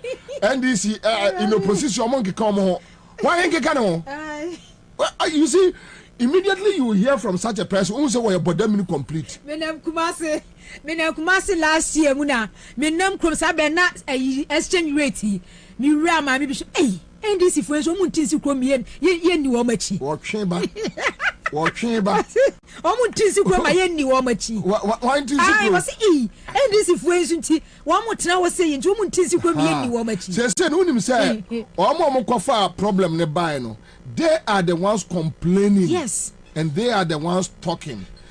In any case, an American say at least Senka, if there is a figure, sorry, or best sorry, I didn't say, hey, I deal with Yamanisi. Fabraka Gana be ye butu. I'm bound for join by the point they say. May and maybe a rest don't get your cancer. Initial maintenance. Let them agree one house or say, Kwabena. Yenya woman ebi nko woman ni kakra ebi ko woman ni kakra woman na be sore say no ekwa bia so ese etu akufado initial na mentiase but later no now so wodika because there are some of the people on social media complaining today they will tell you me campaigning my akufado but they say the NDC to wash akufado NDC nya dey e dey na NDC nya obi nya odey e come the wa e de won ko a e de won wan the business are collapsing. So you realize that we have mad people wearing suits and me so me who's wa bodam a Oh, customer, I don't. No. I don't pay attention because I don't know. Can one but them? We are but them. Just a on wrong. That group be come here no more with them because me am go for buy. Me no ne koi. Now you hear Kofi Bento talking about. Look, Omom Kasano, intimidations, Ekufuado, or MPP mu, intimidation and also Nebini. Omo Kasa about diverting public funds. Ekufuado diverting a party money. And you're say, only can ufuriata, any a friend say, Abankwa Yabua. A family and friends, and your cabinet can ufuriata and run MPP party. A friend say class of class incompetence in opposition, and then of course even MPP in crisis, MPP in crisis in opposition, MPP in crisis. Any crisis on do a minor come, and when to me ready way you know who said no, Akwawe, the issue is not about the party, the issue is about leadership. Giving the country to this guy, he will give us troubles. Looking at idea or MPP, no. So what Jimmy? Well, Brian, that's a man opposition leader. Yeah, or that party like MPP and no crisis your party in MPP your crisis. What do I say? Leadership crisis. What do I say? Or techre no to kwan bi na abafo konum na ye omako no man kwa yi bi kra meet bi yo say Lisa hotel me akwan kobo say Kwame mpiani masuo say de be nyina ho. Andi say nipa no opposition ye sa de we nyina went me una say onim wo makenkai went me ankenkai ready ankwa achiri. Na so boss say abe compliment say na yenim say na beye na yenim say Kufuado ebe bibi papa watch me unim nyansa. You are just a foolish person walking on the street. Everybody should ignore you because you are just a foolish person. Ade no question wan ya catch us enipa na de we no person or ye opeso odi boni say wan hu say catch us opeso odi boni. Then the person is here. Then you turn back and come and tell us I'm MPP ni ba menu me ho NDC enyere wo ho ntu o mo. Why you in ho ntu wan? Why you in ho ntu? We are scatter party. Yeah, the country. That what do my asset? What do my asset? What about them? Obi a scatter party before no beba power no the national chairman the general secretary party nim kinkre kunkuro kinkran eniema basa wono so na ye leader of the party. Was scatter party near do my ashen. Haya. Hey, you're at the Ghana. I mistake. Now, those are about 3 and this in penny for so. And your mamma no so. Some 1 year more. 1 year more, the idea made him want him. Hey, no. Obida go far go for the buy. Deal with it. Deal with your shit. And sometimes you think about them and it's like, as when you're down for a daily. Why? Me to about me Kufuado. I've never campaigned. I've never supported him in anything in my lifetime. Never. It will never happen. Knowing who he is, a very reckless man who doesn't think, only distraction. Yes, I had no, I don't have that time. Okay, so now quick one. Let's do this. Now, John Mama, who do we say no? Remember John Mama issues and also. Typical example of what we are talking about is Kofi Bento. And Kofi Bento fan cheme. And Minia Franklin Kujo fan cheme. Unim said now they are trying to whitewash a friend say Baumia. Like Baumia is clean from the current situation. When him say as someone in Crawford in Namne say Baumia will come and save the economy. And last time I heard John Kuma, Baumia will come and save the economy. Oh, and your best Ghana and penny for me no. Sani manetete bi na mintimi so ma no ene makoma muntino. Na wako kan bibia se bobienye, enye se bobienye. So we say Jimini kasa. John Kuma say, John Kuma, I know he's a foolish boy. He one of the boys I picked. No bass and pound and nice chale. He never worked. And to him said the Ghana and easy brefa. John Kubanya Juma da say, maybe school my year Juma ever have me jeep salary until party bar power menya position me wieska. Oh, on him she on ya Juma da. Yeah, Juma me my year Juma over 20 years in Ghana. I've paid taxes. me bibia. I've worked in Ghana and for over 20 years. Me did 21 years. And I'm saying some here in Ghana. Asha me ame. What you say? To me make Ghana somewhere. Obi ti say John Kumane sami okunum to me ma me jira engeka. Onya adwuma da. Then look at, listen to him. Baumia ba no beba be save economy no. Meanwhile, you are a deputy minister of finance with a stupid man like Kenoforiata sitting out there, criminal, destroying everything. Na Baumia on your part of the economy, no economic management team, no finance minister, Bank of Ghana, the chairman. You don't get it. Baumia no beba save Ghana economy. So now what they are doing is that yebe yusu CSOs. Kwasi I didn't know almost and they have started with Kofi Bento. Okay. Kofi Bento already know Baumia da for da Baumia no. Okay. Everybody should get it. Baumia. So Kofi Bento nka asamun tia Baumia da. Even in the face of this all has attack Kufado kwa. What attack Kufado. Okay, so young Kofi Bento tweets on Baumia Egua. February, highlight dates, no. Highlight dates, no. Quick one. I have the next 30 minutes to do this work. Any other to be nominated and amanye na infirmary. And then any NDC primaries no analysis. Okay. So I have the next just 30 minutes to do. Now listen to your brother. Kofi Bento. Ghana Nibia Obebiano. Just follow us. Okay, so Nanama. Who can I see the date? Date no about Buame. Oh, me cry. Now you know what kind about me, I know. Okay, so Tobo, right? Where February 2018. Okay. February 2018. As of 2018 February, not Ghana dollar no any problem. I'm a almost 40 member committee. Okay. Yeah, Kofi Bento. On one in you Franklin Kujo. Eka ho. Tio. Now February 2018. Peace FM online. Tie. Yeni abema. Kofi Bento. Ana Franklin Kujo. Okay, me ko Facebook Okay. Now what the ababa beto. Kofi Bento say I hope Baumia becomes president. Samira first lady. Bento. Wahu.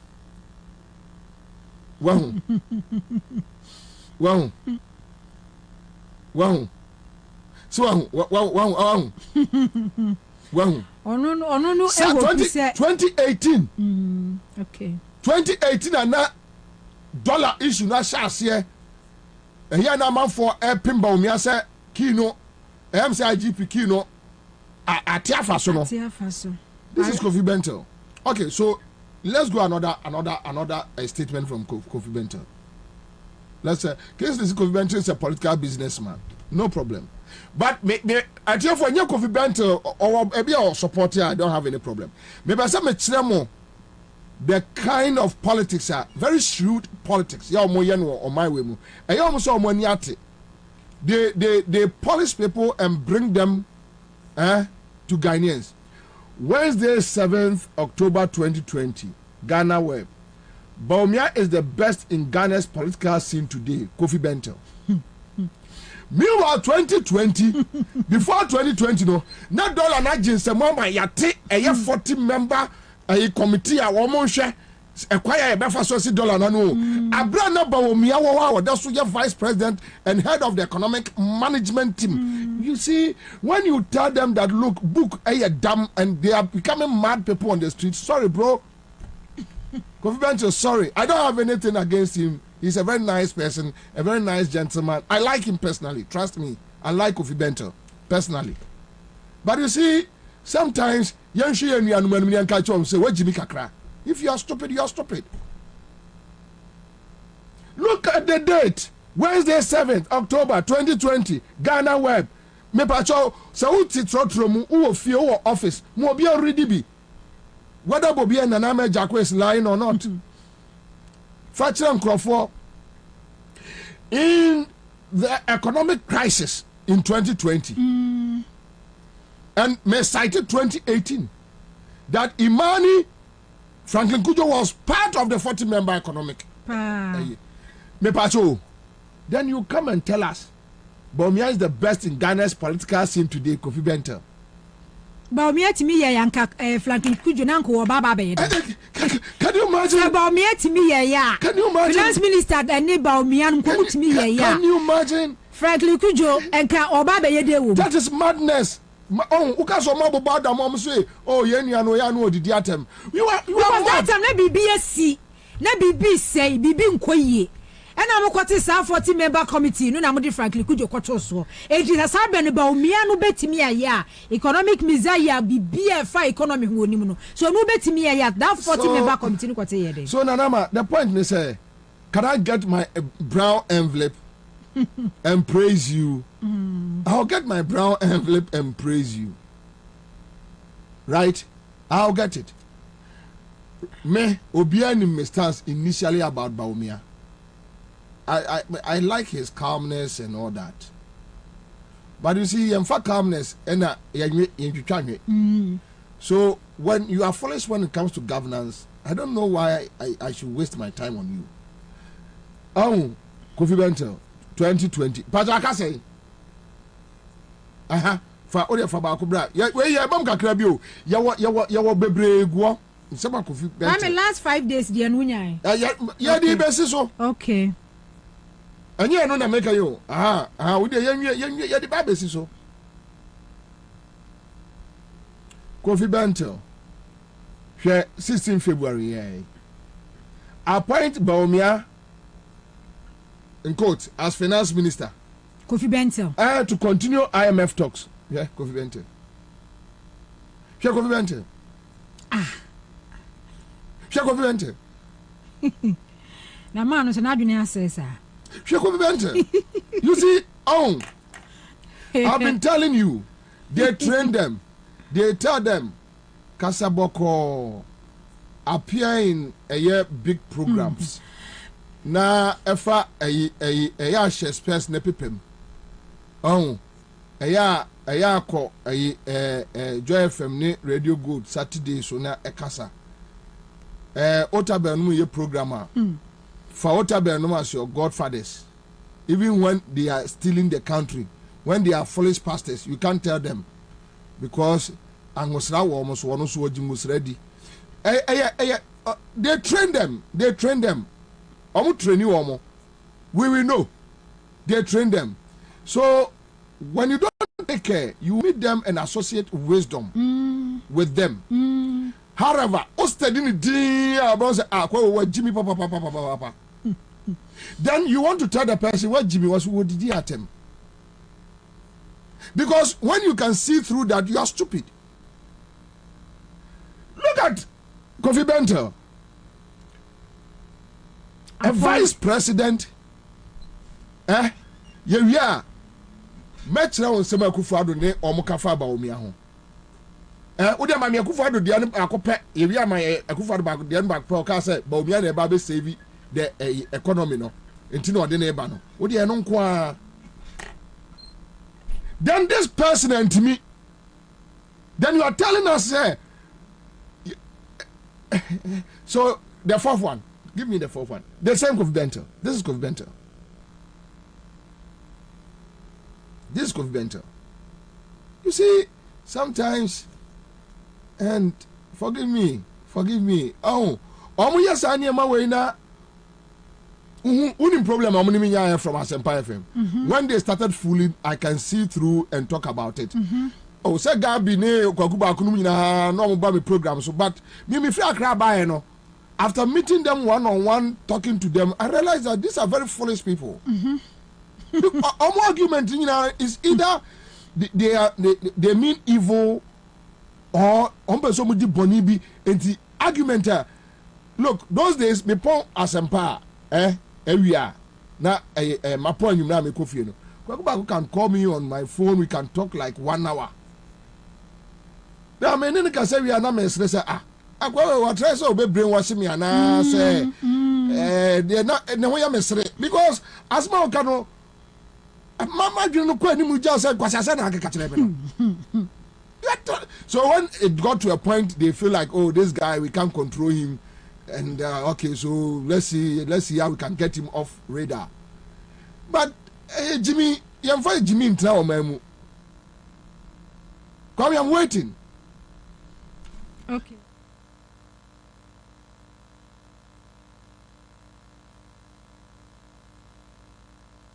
What they find the end, bra? What they find the end, bra? Find the end, bra. And no. And then maybe 5 days. 5 days ago. 5 days in the Fabra. Sometimes this is Kofi Bento 5 days ago. You may say I am biased, but this is the reason why. This week, of all the people running for president, the greatest stuff I heard was from DMB, referring to the Baumia. Read and see if you agree. You see, we have to pick someone to run this town. For now, I still think he is the best. If I find a better one, I promise I will tell you. And I already see people commenting that it is only words. Yes, I believe God created the earth with words. Everything starts from declarations. Where is the one you prefer? Where are his words? I want to hear all of them. Bam, Bento. Another foolish, stupid analysis. Foolish, stupid analysis. Unless you are just a stupid boy, you can just write this. Kofi Bento. Kwabena, Oko to president, vice president, no kwano.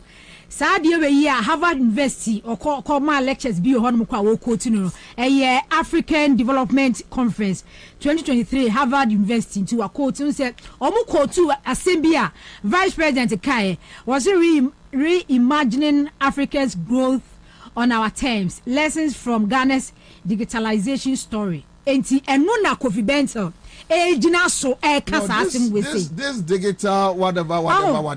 Now, you say you kwako ye electronic wallet. Government makan say em fa so be pa na tamomo electronic wallet no mo. They should come and tell us. See omu chess cafem interoperability no mani ade. Omu chess cafem say Kwabena ehu chiri yes ade atwa omu send this cafem. Enti em fa so awoso no. Kofi Bento mention 2022 March Assembly of agents of economic mess can't solve them. Wakacha President Akufo-Addo. Enti no. Kipiano. Wo keka we say no Kwabena. Dabio, o dey yebeba Akufo-Addo dey nso. Ni tie nsem a okay so me ba cho we o dey ama Kwame. Kwame ban fa ama obeje. Kwabena me yi ni say me problem ni say Dr. Bomiana Kofi Bento. Na ni abre no a campaign di ama no no. Obetimi aya wonya ne nei. Dabio. What do you make sure what you Ghana Friday to na omonimra omonso. Okay. Now the same Kofi Bento. Kwame, so what you yin some Akufo-Addo no? Ah, so let's start with Akufo-Addo. You go to Kofi, you read the Kofi Bento statements about Akufo-Addo. Okay. And Obetiasie at the crowd. Okay. Obetiasie. Let's read about Sadia Okai ya from Mom no Fanka. The same Kofi Bento. The same Kofi Bento. Now this is Kofi Bento. Ghana Web. Pacho date no ifa. Mumuame. All right. So 15 February 2023. 15 February. This is Kofi Bento. Ghana facing the worst economic catastrophe in our lifetimes. Kofi Bento to Akufo-Addo. So, I hope so. What the crowd more? Also, I'm going to try some use Gideon Boako any Asempa FM to West Baumia. Gideon Boako went to Asempa FM to go and tell Ghana for say, and Yemana is no, and Baumia, and now they have adapted that argument. As a Baumia bar or no, should be any different. What kind of foolish? What about that man now, Yare? What kind of foolishness is this? What kind of foolishness is this? Just read Kofi Bento. Ghana facing worst economic catastrophe in our lifetime. So obviously, Kofi Bento to Akufo-Addo. Baumia enka ho. Because Omar rendered useless. Yes. Now take Kofi Bento in this statement. Kofi Bento also advanced the view that Vice President Mahamudu Bawumia, in his capacity as the head of the economic management team, be seconded to take charge of the ministry and by that talks with the International Monetary Fund. Appoint the VP and head of EMT to take direct charge of the Ministry of Finance. In this case, Bawumia, finance minister, from vice president to finance minister. Obi ono ya vice president. Me pacho, say what to trotro mu wo fie wo office na wuti a me pacho enti Bobie na pattern di dia na say ade no nipa na ye no ya gimisem no onye obi ama na nka nkyere nse wabodam. Hwe bibi facha me. Hwe just look. So this year yiba Bawumia free or resign from vice president. Ebe di finance minister Ansah what me aye. Per Kofi Bento. And yes, I just said the finance minister position the cabo. I can't. See, I'm fine. Can hold the Anibunyam free. Say, obey face. When you just see a young bill or parliament fast emergency. Yes. Near the finance minister position in Dr. Bawumia. Yes. Yeah, Bawumia. Ebu afuse kai afena ne position aba me ye bibi wa asesi this is Bawumia. Anya sa pa dia anya sa dia said ya na aye no yes anya sa dia said ya no na aye. That is what they are telling us. That is what they are telling us. Oh, they said Dr. Bawumia ba ya finance minister o Ghana anu no. That is that is Kofi Bento's theory. That is what they are telling us. Now this is Kofi Bento. Akufo-Addo's government has destroyed financial sector built in 60 years. Kofi Bento, 19th January 2023. 19th January 2023. Exactly 12 midday. Go ahead, pause. Go and read. Akufo-Addo's government has destroyed financial sector built in 60. So you realize that the Okafor Akufo-Addo is different. The Okafor Bawumia is different. Yes, Oma Shase. So Oma and Washe Akufo-Addo. They did that. They started from Kofor's time. You know, yes, they bring seemingly neutral people on board. Then they tell the Ghanaians, neutral for they choose a business. You see, then we started me from 2008. Me freak must be and I saw them, and that is why I couldn't deal with them. What I say meant to me no more and Diagro because I realized that these are scammers. They are scammers. They are. Teacher say Kwabena almost those policy think tank no trade business. Yes, scam. A big scam. But you see, the reason why Parliamentary is doing that, they say think tank biano, udones no, they don't like you attacking the opposition. Okay. Yes. When you do that, you will not get fans. And the confidence no more no and yes and this no more pay. But they said they work at the end that's open this no and a say oh confidence no crap percent this but no oh NDC as alternative Dr. Bawumia exactly Dr. Bawumia so the plan is that okay so let's attack Akufo-Addo as the head and leave Bawumia behind because on the be take you over Ghana for the cry say Akufo-Addo neteso so let's attack him. Yebeko behind doors akopana chew no problem a game now yen worship Bawumia yen for no somra so scam adwuma no me no 2016 no they are doing the same thing they have started the same thing so what the West against Akufo how can you tell Akufo-Addo say on what destroy financial sector now akoka kire obi onu na lead Akufo-Addo economic management team say obey best president what me and now madam Wobi anu Akufo-Addo na yi na chire wiase ne Ghana force. Wobi na eba be solve Ghana economic crisis. Ya wo ben friends Kofi Bento wo Ghana. Wajimi ana. Wo se na de ono no unless ono be finance minister. Wa me finance minister. Ghana de aya na. De aya no na enye yi. I am be cry enye yi. I can't be. Kofi Bento abomudua. I can't be. So you see now I can last one. Give me the last one. Look, let's take our time. Ni MBA Ghana for any. Right? Let's take our time. Ni MBA Ghana for any. You see Omo who say Bebre no anim nyansa. Then they know that they have most of the media guys with them and they won't talk about this. And yes, the media for him this they know. But they are training them. And now they have boys at the various media houses, they are training them. They tell them you do raha, you be watch and they bait them with awards. Because they have the guys to organize awards. Then they give them awards.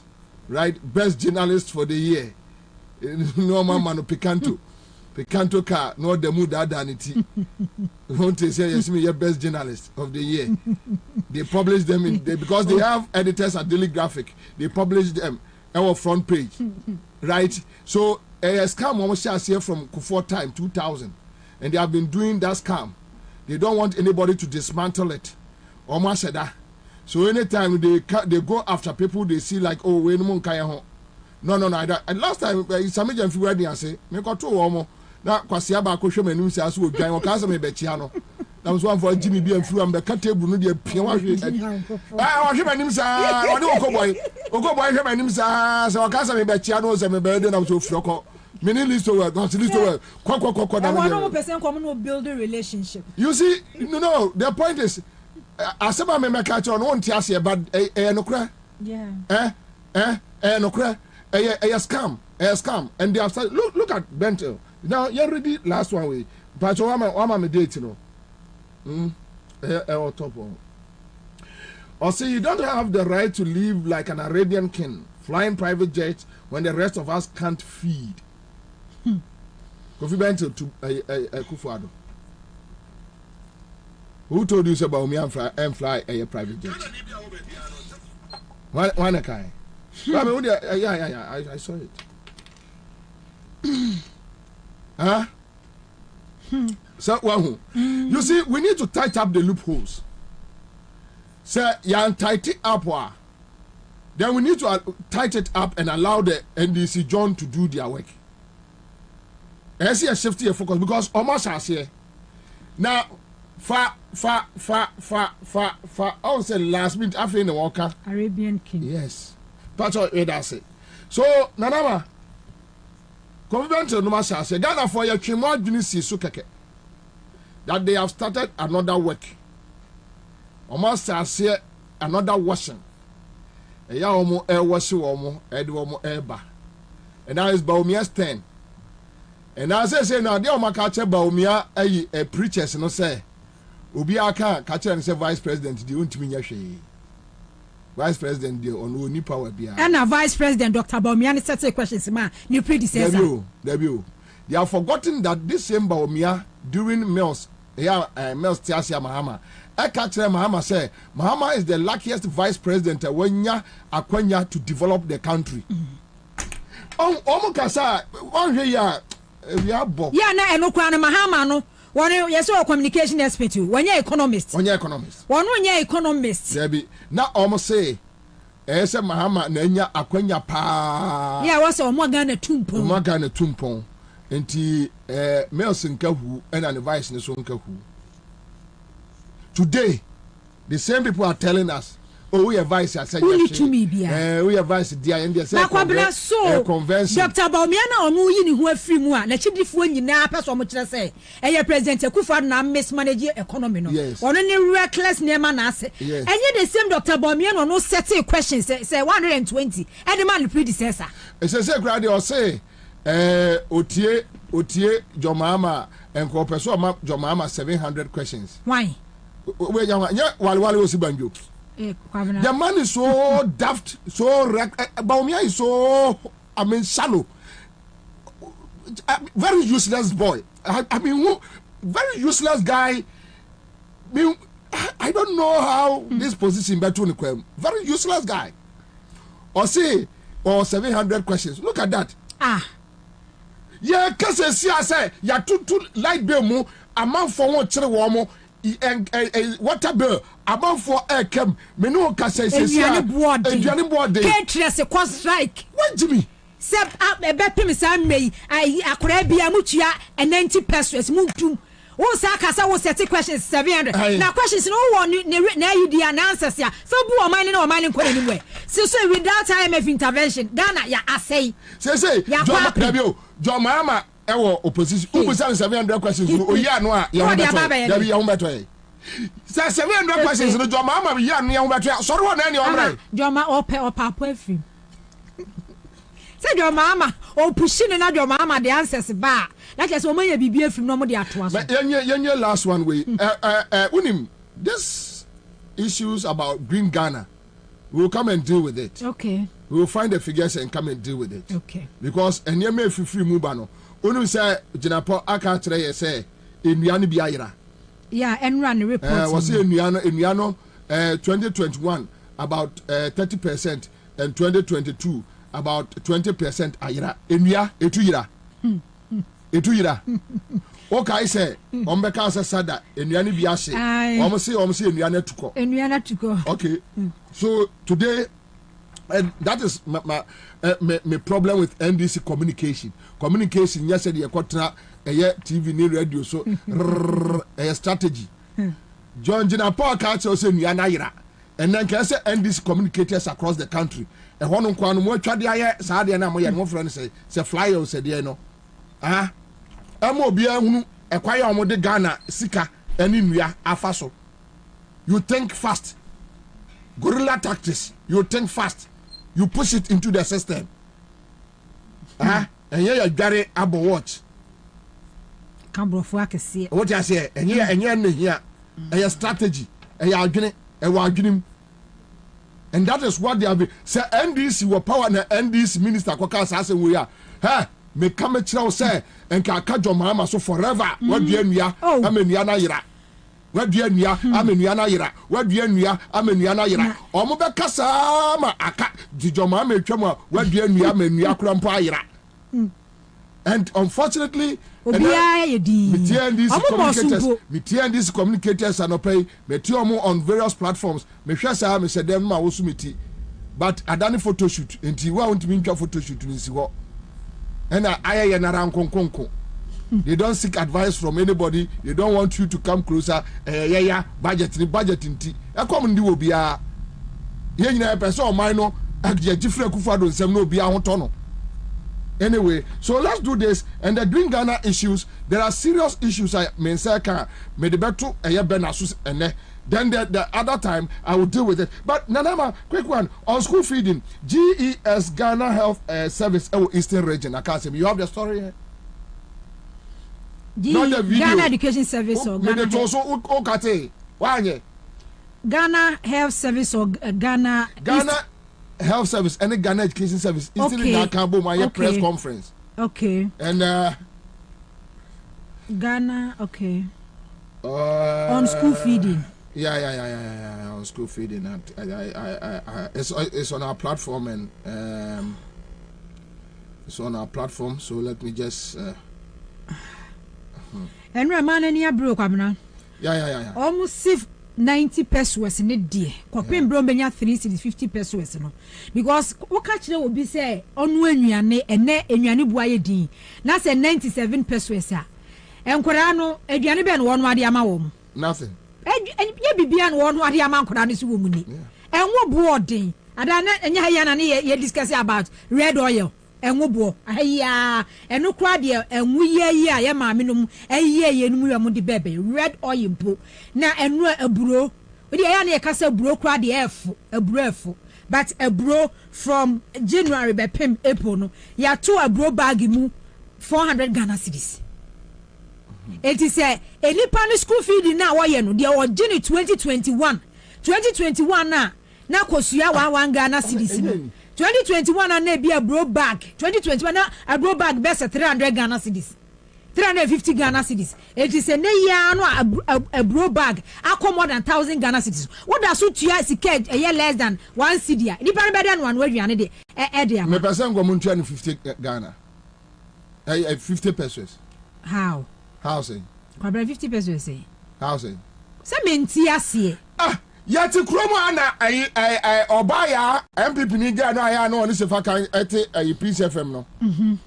One babu and Crawford school feeding in free woman sem. That means school feeding the Kamen Quack Obian can want some than we say, me Bobie. Kwabena. Wouldn't say one coming in. Kwabena, eh? Me say a band of 50 pesos. NDC, your Mahama 20 still okono. Can't trust some of your school feed the Beppim is I mean. Last cabin entry. You just only NDC. A entry.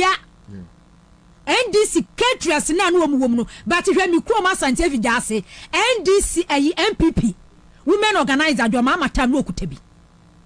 Now what me jira bon take say Hey, do mama time school feeding see a kwa experts ne sika ma. No one wa kan PP organize o. No wa ka se na nadu ye nipa bonini. But where NDC ni bie ni wanoma enne school feeding wo ye bie. Abane da se do mo ka from 2016. Minimum crofo ha Gloria say Madam Gloria who's the you know NDC regional women organizing. E ka abane de no no. O mantua caterers minimum caterers bebre wa fidasia abane do mo ka 2016 o mantua. Ye pamu wo mo kokeka bi no mu nua ni gui. E no mo je ya no mo de ma NPP women organizers police station ba kwabra the end of the day no. Enkoda ne na sofenti na e be betena no ma ye ka.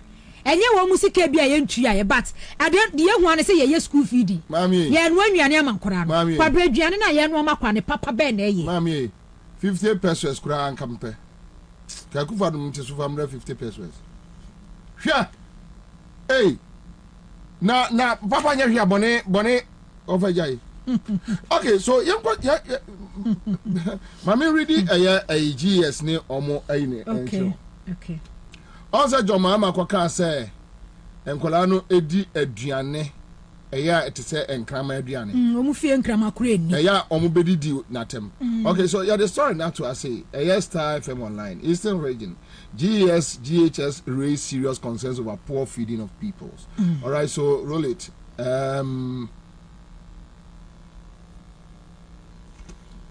Okay. All right. So late kakra. Your friends say okay. So good. Thank you. Okay. Now also the Eastern Regional Health and Education Directorate have raised serious concerns over poor feeding of school children and increasing lifestyle, warning of risk of non-communicable disease health crisis such as hypertension, type 2 diabetes, cardiovascular diseases, cancer among children at a joint press conference on Wednesday, which was yesterday, right? So omwa now you go to Rajo Mahama. I am so called Western region, right? And I think Western region and Central. Central region. Western is South. MPP Ebedin Tro se moto abamamia meba free SHS no metwam. Eno anom de year campaign. Meanwhile Tro if we say free SHS no 2016 any shall say. You shall see any day students. You can say day student be our school be a untiafe. And you say Afia Eba 2017, September 2016 academic year no. You the borders back home. It is Afia no. You the 140,000 boarding students. Eka free SHS no.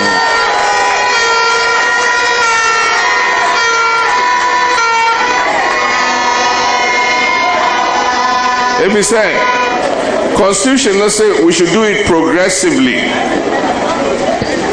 Now, progressive. Every year near the Biakon, every year near the Biakon. Copim say, Yebekovo Bia. And almost on Bayano immediately. Immediately, Omoka on Bayano. And no energy or how Abeto Awofonoso.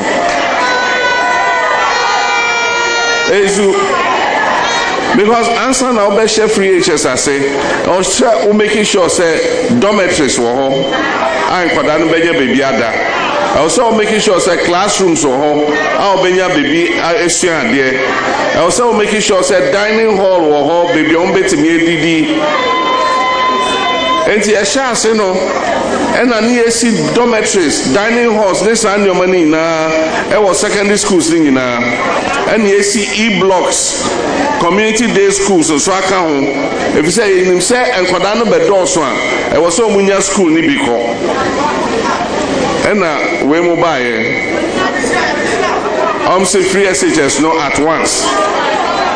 Also one year a boy bia and Kwadano ebenya ahoto etimi asuade. And no energy or how number. After yetimi do go back ebia kokrantumi secondary school. Now when you dormitory. Just okope obi dan e high ma wo ba etimi ko school. And then we share Adriania and Kwadani D was school. Sebi and Prediasa. Edian if you impo ne crime in this Edian no Sebi.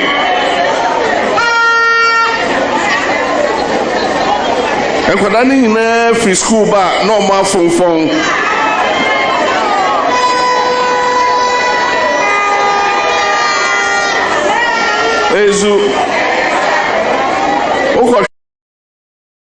Yeah, Rajon Mahama, right? And you got a question PRO for a Ministry of Education, ne response or the ma AGM, right? You go to no Emra. Say Rajon Mahama say you can frache. Say already when you see come malebu so. Na ototon kama brofon kama frabuchi. Na when you see come the feed you on bebre to expensive feed their mom you know the board thing with their mom. So we here for close to 1.4 million students and all various senior high schools about born home dia share am pa wi anumre abribia kopem se mo fan be wi school takra so yenam emiso na the president say when you see care to me and akasa man in kramaya hwena one time try and poa na no bia na wo say sikana se Bobie the president pay o wo sa ho de no to nyane akasa man in kramaya. Obviously, it didn't come out about the feed and the feeding I will the various secondary schools. I did. Now, so some of the more friend and need to do another tongue camera, do another hodier, Yanadi. Anama. Kwabena. One response. One response. But say Adriana or no kwaku kwatina is all pray. Kwasi kwatin or no kwaku kwatin kuna kwaku kwatin. I kwaku kwatin so MP. Kwasi kwatin so on square so that MP no kwaku pribi or no be pribi. Kwabena. Enyane no ankoda ne die former president John Mahama de wo hu de nyina ye hu ne ye ka se enyane wei enkrama no mu gugu ministers obi ti se ayi o se adutwum o se adutwum se hwan fie no wonu akwasi kwate ne enkrama we wo ne fie enyane wo toma wo me bi ne nkora ne di asa mu ye mpanifu a mo ye madwen se mutufu enti so obi kan asasam kora na wo ba betufu e de akyerem se omutufu no na de fun no sia wo ma omo se ba kwasi kwatin kura de sakola me sankola no kura o mu die akufado no akiri kura de no so mu nanse na o mu ba no time sister no no no nka ho nti ya na sankola we ase but you see now president no amutu fon o hene be ka kire ne se school da e block beto aso no adidi na tem uko busa no kwai ayi for a friend say kumasi for be ka kire ne se ya kwan nya wadi du atem so the point is so be be cancel efa ye ho a didi na tem and omukota echebi hine no is a guy no amotia omukotire no atem didie no na ono so bufu ye say you taxpayers money ma omudi ana ye dey nti ye abaifo ma ene abodamfo ma na ye kasa me metua me taxpayers money metua ska metua tax obi afa ska no ese ode kwakwa kodua enua wo wajibi wo amotia no wajiska no bi se ba bia enua no sie se ba bia akodua ye which year obi ajiska so de kwakodua enua wo se emu 20% 30% ase etuko ohunu ba bia afa the same person nya 2.5 million Ghana cedis e de ba be ye celebration Green Ghana this year 2.5 Ghana be ye Green Ghana nanka for 2.5 yes say your forest we ni aba be ye Green Ghana mo na mutu galamsey no mu bu forest reserves no mu say no na mu wi ama say twes ka be ye Green Ghana yes say omo no first can dia koto dem na de omo de be bo man no bra no omo ase afa awia they always you see these guys are just criminals, just foolish criminals living in a one Jubilee house, just foolish criminals. Look at this boy jina boy was and power bawa na ho basa bi keto anu ase na making these guys all of a sudden omo wia wa man no feel say omo ye yenti kwase ase bi afiri omo anu aba no maka akire nipa as we speak 4 years ni your friends a basic school they don't have textbooks. You have 2.5 million capitation grant almost see enquire 3 years nya bentua bi da Common fund, Muntia. You don't pay. Statutory funds, Muntia. You don't pay. Health minister say health insurance say go.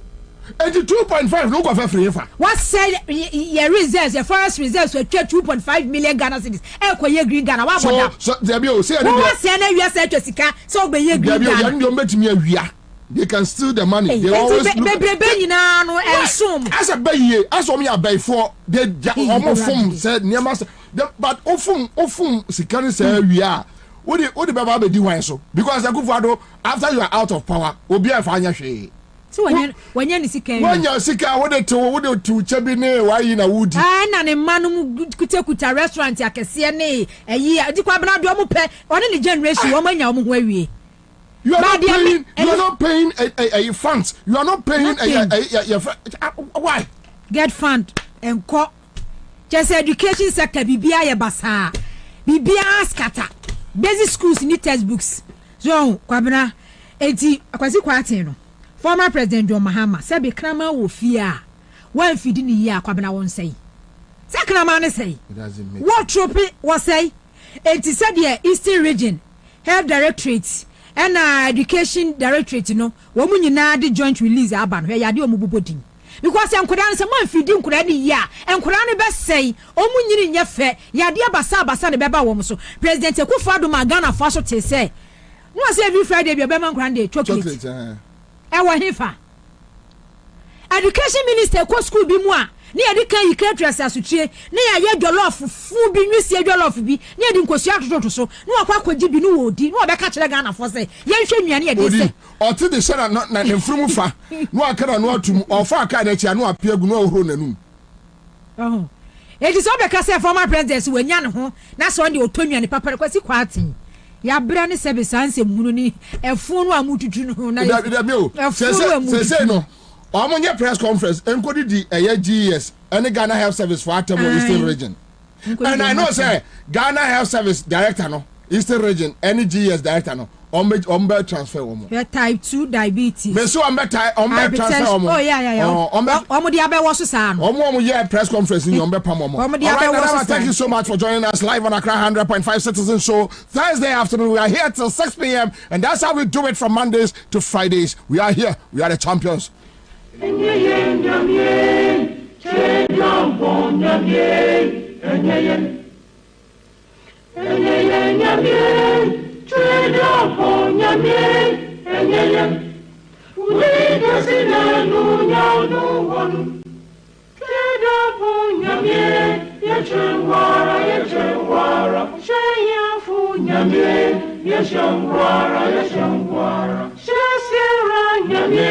Upenyara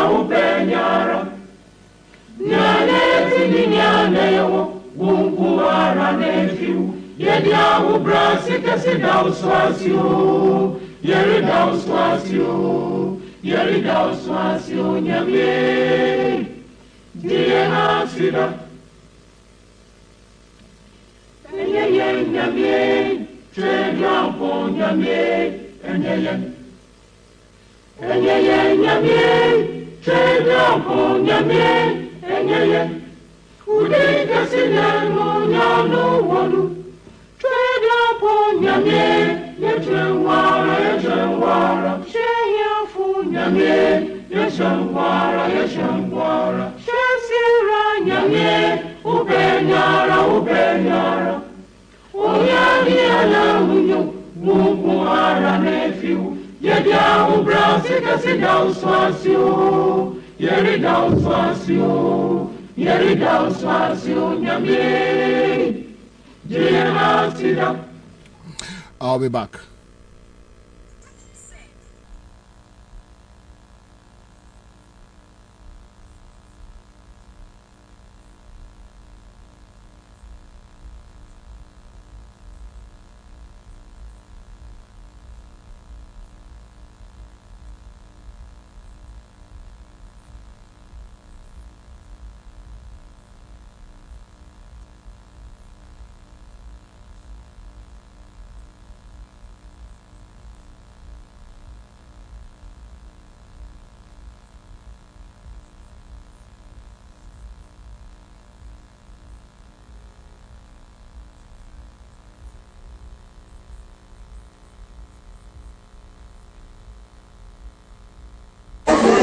Yenuanom MPP ebedi ntro se moto abama mia meba free SHS no metwam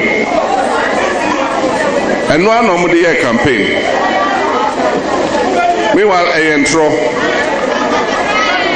if you say free SHS no 2016 any ye shall say ni day students you can say day student be a school be a untiahwe and you say afia eba 2017 September 2016 academic year no ye the borders veka ho it is afia no ye the 140,000 boarding students eka free SHS no.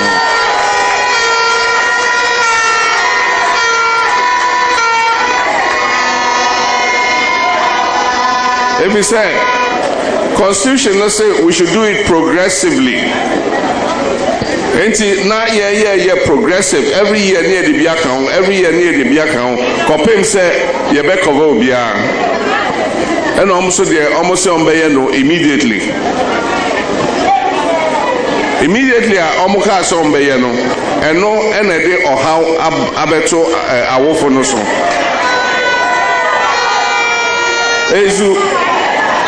Because Ansah now be share free HS I say, or share making sure say dormitories were home, and Kwadano Benya baby ada. Also making sure say classrooms were home, our Benya baby Asian there.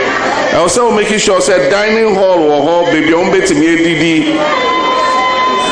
And the share say no, and I need see dormitories, dining halls. This and your money na. It was secondary schools thing na. And you see e-blocks, community day schools, so I can if you say in himself and Kwadano Bedos one, it was so munya school ni biko. And we mobile. Say free SHS no at once. Also one year a boy bia and Kwadano ebenya ahoto etimi asuade. And no day or how number. After yetimi do go back ebia Kukrentumi secondary school. Now when you dormitory, just a okope obi dan e high ma oba etimi school. And then we share eduane a enkwada ni di wo school a sebi empreduasa ebia ni fie mpo ne kraman endi se eduane no sebi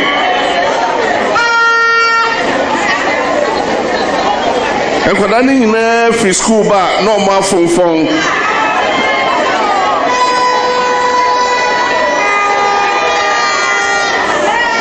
ezu oko share dormitories no the way are omo packing kwada no ombe free school aba this all the spray you omo bibi anyesa so close so ebeba ofie if you say wo kwada wo ma wo nananom na obepese oman ni beyeye ama nananom ne wo ma enti baby ayedri any senior MPP aban any akufado any nebusuafo asay umaina kodru ehia said nipa waye bida brofo kasamu yakana experience nipa wa experience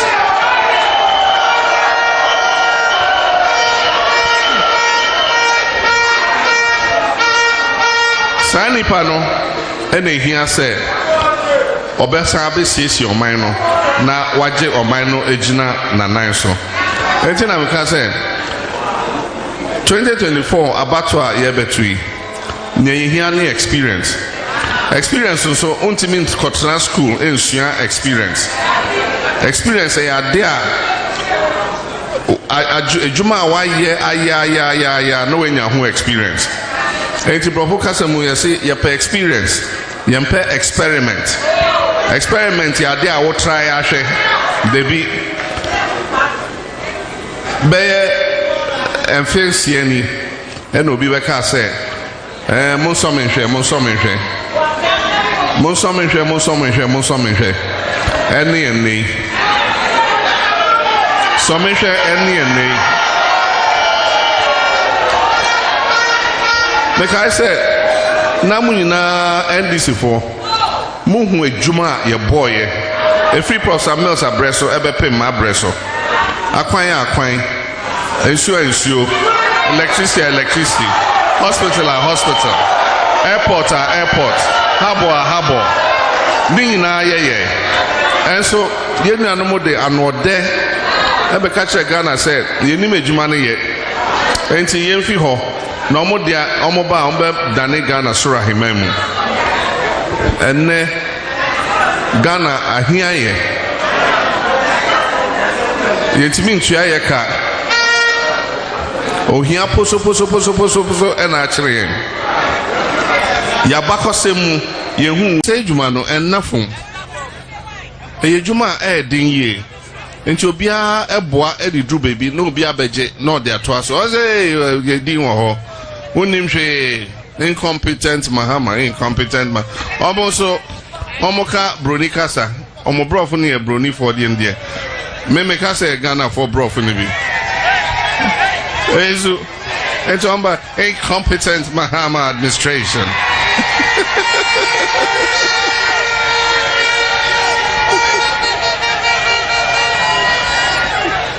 and this MPP is going to come and transform Ghana in 1.5 years. Ezu, when we come, we'll give you 1 district, 1 factory.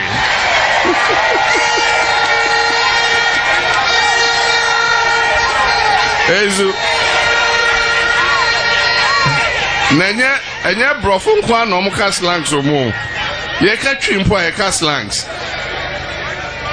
Ghana ye ya mobododo. Ghana ye ya mobododo. Ghana nye here mine. Yet is the castle. I come there. Ezu. Me say slang no. En fact me fie. Niba kasasa no akase hey chale akwe oyo benfo. Fellow Ghanaians. En fact ma. Ezu Sejumano Professor Jambafo Honorable Osafo Mafo Kendo Foriata. What a solid team. Alan Tremantin. This is the solid team. Solid team, yeah.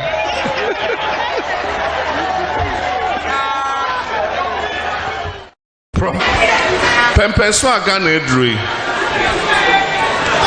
Ghana phone na baby amekobia. Almost say abra NDC wa baimu. Na omo hotomo.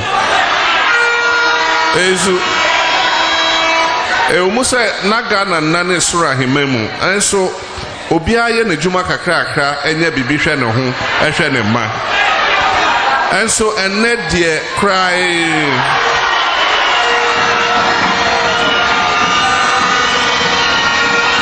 Ezu enne die Ghana ya ye mobododo Samokai esi ati den so enso den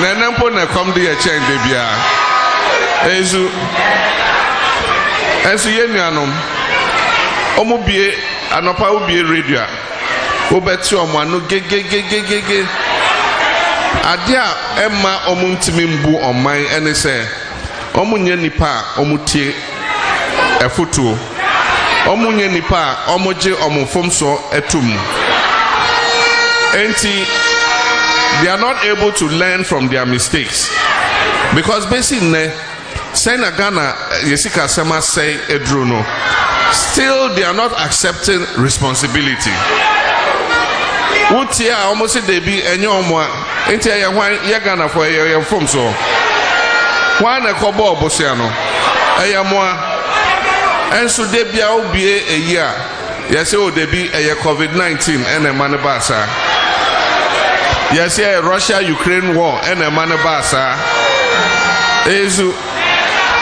Now no president call Parliament, command State of the Nation address. Because said he will accept responsibility. The way I did when we had an energy crisis in this country, I didn't cause it. It was caused by lack of addition to our generation for many years. In Tebedru baby, no, our demand had exceeded our ability to generate power. I went to Parliament. I didn't say I didn't cause it. I said you elected me to take responsibility. So I take responsibility for it and I will fix it.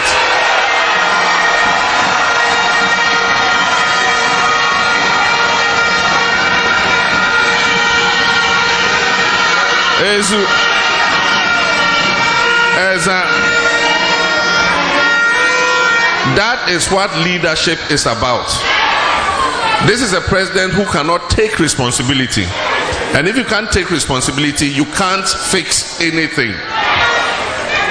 Yes, say, baby, I see Kasema say, Juno, Mobako IMF. I say, Yanko IMF in there, Yanko IMF China, Yanko IMF that. And yes, I know I'm kind. And I catch him say, IMF no Samubako, Munko Sisia, Monantin call. And yes, I had the ambulance and a demo back home. And then IMF Numpua, almost your Moncono. And then Oma Pedes on Meko. Oma Bukodoje, IMF also said there be Montreal answer. Pempenswa Ghana Edri. And then Omo Nambiasi in a patcho say a car Omodeno, Omo Fancho Omo. Make us say finance minister of China, yet the Omoka $1.7 billion. Of course, say Yamfa Kananche. Paris Club or Sresi and Fanche. Ya pensioners, Omode Omusika, Omuye, Jumaye, ya, Omokaji Oma Home, Omusika, Omodema, Omose, Omofanko Nefi, and Didi Kakra, and Omodito government bonds. And then I a dom a ya mote a ya social media a train ye damasi bebre se moi jimre a train as nasim new yeah aba anyway so ye be kwa ye adwuma kakra na adwuma ye be kwa ye no efa ye NDC primaries a ekoso honto akwaba Akra, Majoso, Bokoria, about the Adam now, sir. Haja been to so any one say, Haja Akwaba. Commander, Majoso, some more. And Fiona Miko Disala. Oh, okay. And what to say? Some brown now. I won't come a month for it. Oh, Jasha. Minya is I say, what do you fancy? Baraka da Sala. Mamma, Uncle, Nana Maunam, won't go miss her. Won't be Conco, Fred, Wamaunam, Pabnami Maunam. Why we are 30 days? No, we didn't. It's not two against one. Won't me meet me, Maunam. Why we? What the man? Daben Edisala. Oh, the man more here. Daben Edisala. What the man more here? Minchrim. What the man more here? What I could bomb 30 days. Warren, I'm not real. A dear soon we have the man. Oh, my dear, no one to an air you. We Yalas will win. Oh, the man also we and we was our say we nam cry fancy yeah audience was somewhere we are fasting yeah on and I'm here to bread why we see fear worry person be kan kese na kwache hu se waje na mo ama no a nipa na you party dance here ono na me wa ama no wo yi na dance say nam no bintu de nam bi abrel kwan be na fa so de nam ne obaji wo fie me baji wo fie obaji wo fie kabra obaji wo fie 30 days fasting me ho kra agree me pa it shall be well. Now where they?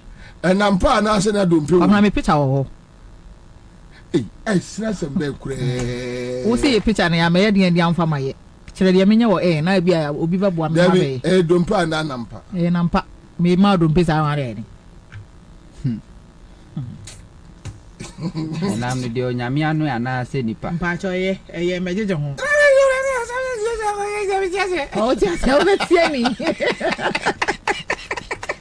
Obetieni, what say? Obetieni.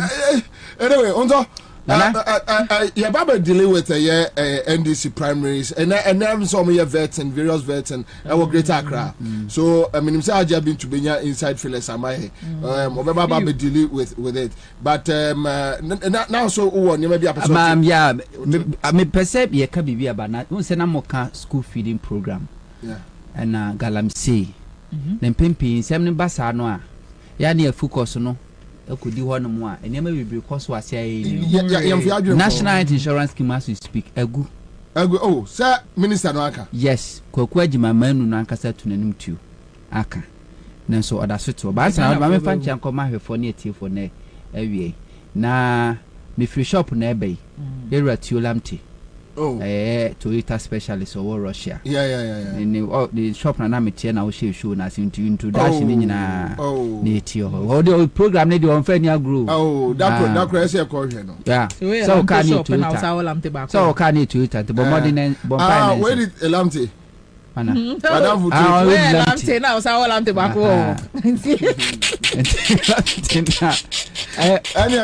I am a car.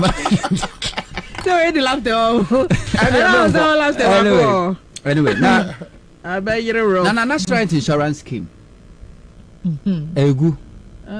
But as a Ghana phone, yet say, I know can be besides a Ghana phone complaining, agitating. If you are in penny say, the old switcher now news you baba, and I will soon the one more bread. Ghana for are tired. And tenere to petrol and phobia. Dollar a costro and phobia. A Juma for Yentiomoka is no news. And Tinu be asking you. And I can say a Jomama time you say a Mabrubi a Juma. Now Omako ye picket na miachu Moguma. A be cedar. And Kaya now Mahama pens are driver for no true drivers union for Kwakoye demonstration because a year DVLA, some mobile to almost services. Yeah, they didn't communicate anything to the sector minister. And then Mahamat in office, TVA, no one who say or more filing news story via HSSA or from saying why not? One or more who do on so suspended and shame. I just say maso. But Nina Corso National Insurance Scheme, many for Becachos, a high parliamentary hands are there. They were putting things together. Yeah. Our mobile wage man of the 2000. A man peniku 4 person a National Insurance Scheme where bear the cashier. To man peniku 4 person, not a mutual health insurance. Then answer with one district. I want me access it. A National Insurance Scheme on another district. Need your year no. Or man penny at a mercy, my person a buy on by the national. I could a card out to me the cover.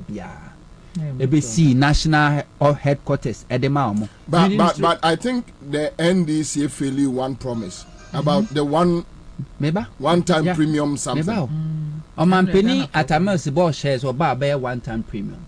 Or buy no who say and you're feasible. Now in the ye or make sure the national insurance no money office, even national headquarters no money be. And we'll see the mom to the Ministry of Health and they do a banana yawada na ye say a year elevator in your Jumanwa or Munchape and we'll see ye. And make sure so all the regional offices in your baby.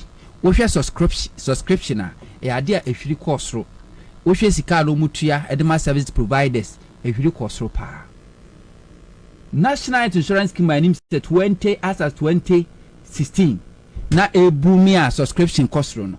Na do dan kwaku for the MPP e ka say egu eye hu campaign na ukọ MPP manifesto 2016 manifesto asimo kan ukọ page 30 is talk about health or say directing and strictly seeding all funds raised through the NHIA levy into the NHIF and concentrating on activities that focus on quality patient treatment ka say Mahama Penso was this Omoji National Insurance Levy Ness Cano, Omun Fan Concotum, on the bar a Bayajuma. Young Conquer the Act, National Insurance Act. But your time, just give us 5 minutes. Be National Insurance Act, no. Nana Act 852 Section 52 Clause 1.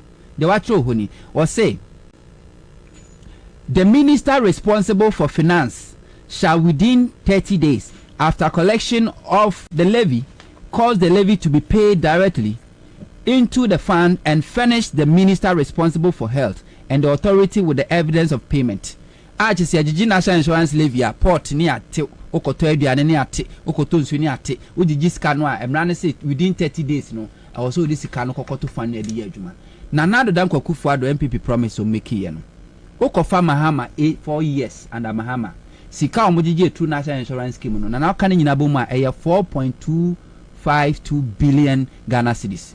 Sika omodi koto fund no be manage national insurance scheme no was 3.370 billion Ghana cedis. I represent 79.24% of the total amount to receive here. The money unaccounted under John Dramani Mama 4 years no was 883 million Ghana cedis. I represent 20.76%. Nanado akaso this kan na betumu no. For 6 years no sika wajiji 10.74 billion. Out of this amount, no dia ko to fund no just 3.3 billion. 7.3 billion one fan kotum. Over the whole of last year, yamfa one peswa anko to futu. And you want to say any big deal. National insurance commission na here for ehiafo. Obia betumi access bi. Ene yetimi nya a sector minister betimi be confess. Se mahama na koka asase we ankasa drink edi na te. So okoka school feeding say ti asma mahama ka isi communication on political communication. A very interesting and a very serious thing. Mahama asma ka wanka say enkwada na duane no ba mifia enkrama kura ni say duane no. Wo se enkwada no sebi ukosa enkwada na fia say duane kwa de ma bia krama wo mu fia oni. But we GS PR no kasa na sem no kai was this mahama na ho atolo no akra nkrama de aba no de aba. So you see why will a PR from the Ghana Education Service when you are not a politician talking like this? You are speaking on behalf of a politician. No, the issue is that the position you or the office that position from, is not political. I can't say on behalf of Nkolano. And you should be a bit emotional and sensitive. Put yourselves never on Nkolani shoe. And if you want to respond mahama because you have a political mindset, so they are all or incite no, but that is why you are also sitting here and explaining deep into what he wants to mean.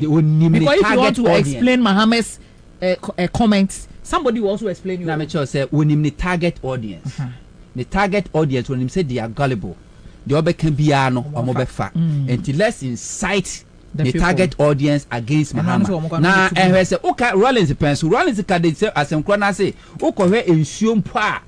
That was before 2008 election, and Krabi enum na man for no more. And he was not happy. Toilet mukra and so on cry cleaner, clean than sa ye.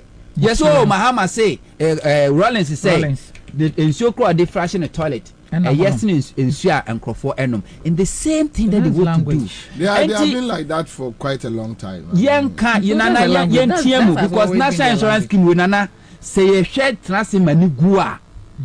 The best you Ghana said the agreement. No, and Sika, free a year NHI levy fund Sika a quo a year Jubilee House. Ascertain the Omon hospitals. Yeah, to tell the Omon National Insurance Authority.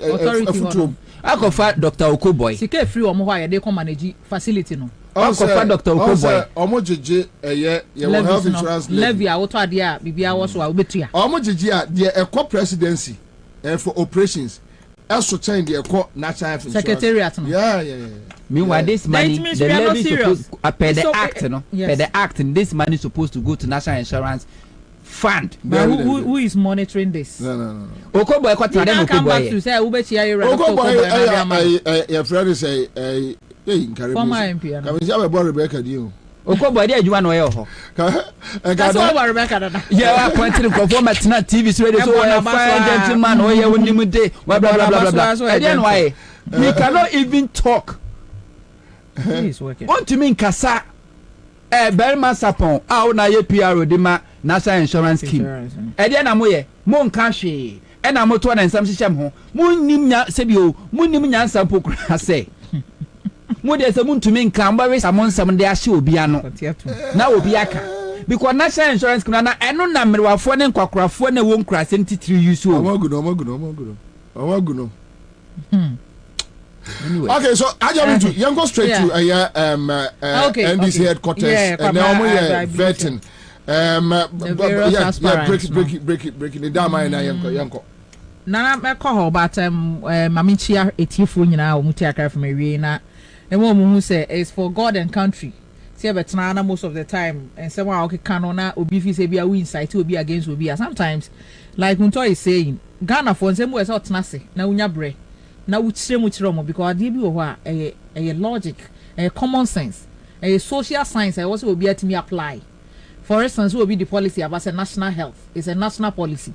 Ye boa mo obi anya pom de pa mapa no etimi akoye adwuma na wo ye adwuma ho ayetren na wetimi abesomo mai mama na nyeska na e discover na e de obi akotena CEO ko manage facilities na mo de aye campaign say ebi mu ka so men one time premium o mantimi anye ntuba be ye ya wanye na e kan no aka say obi gine kire to ayampia meanwhile you are comparing no ebusa say sisi anu say wo complain ya na ebusa say at Mahamad's time how was he doing it? It's not as a government of comparison. Bibiano, Yanko Fetch Radiant, but is that what we want? So what I say? NDC for vets now, I believe say Omufrasiate. I think about last month.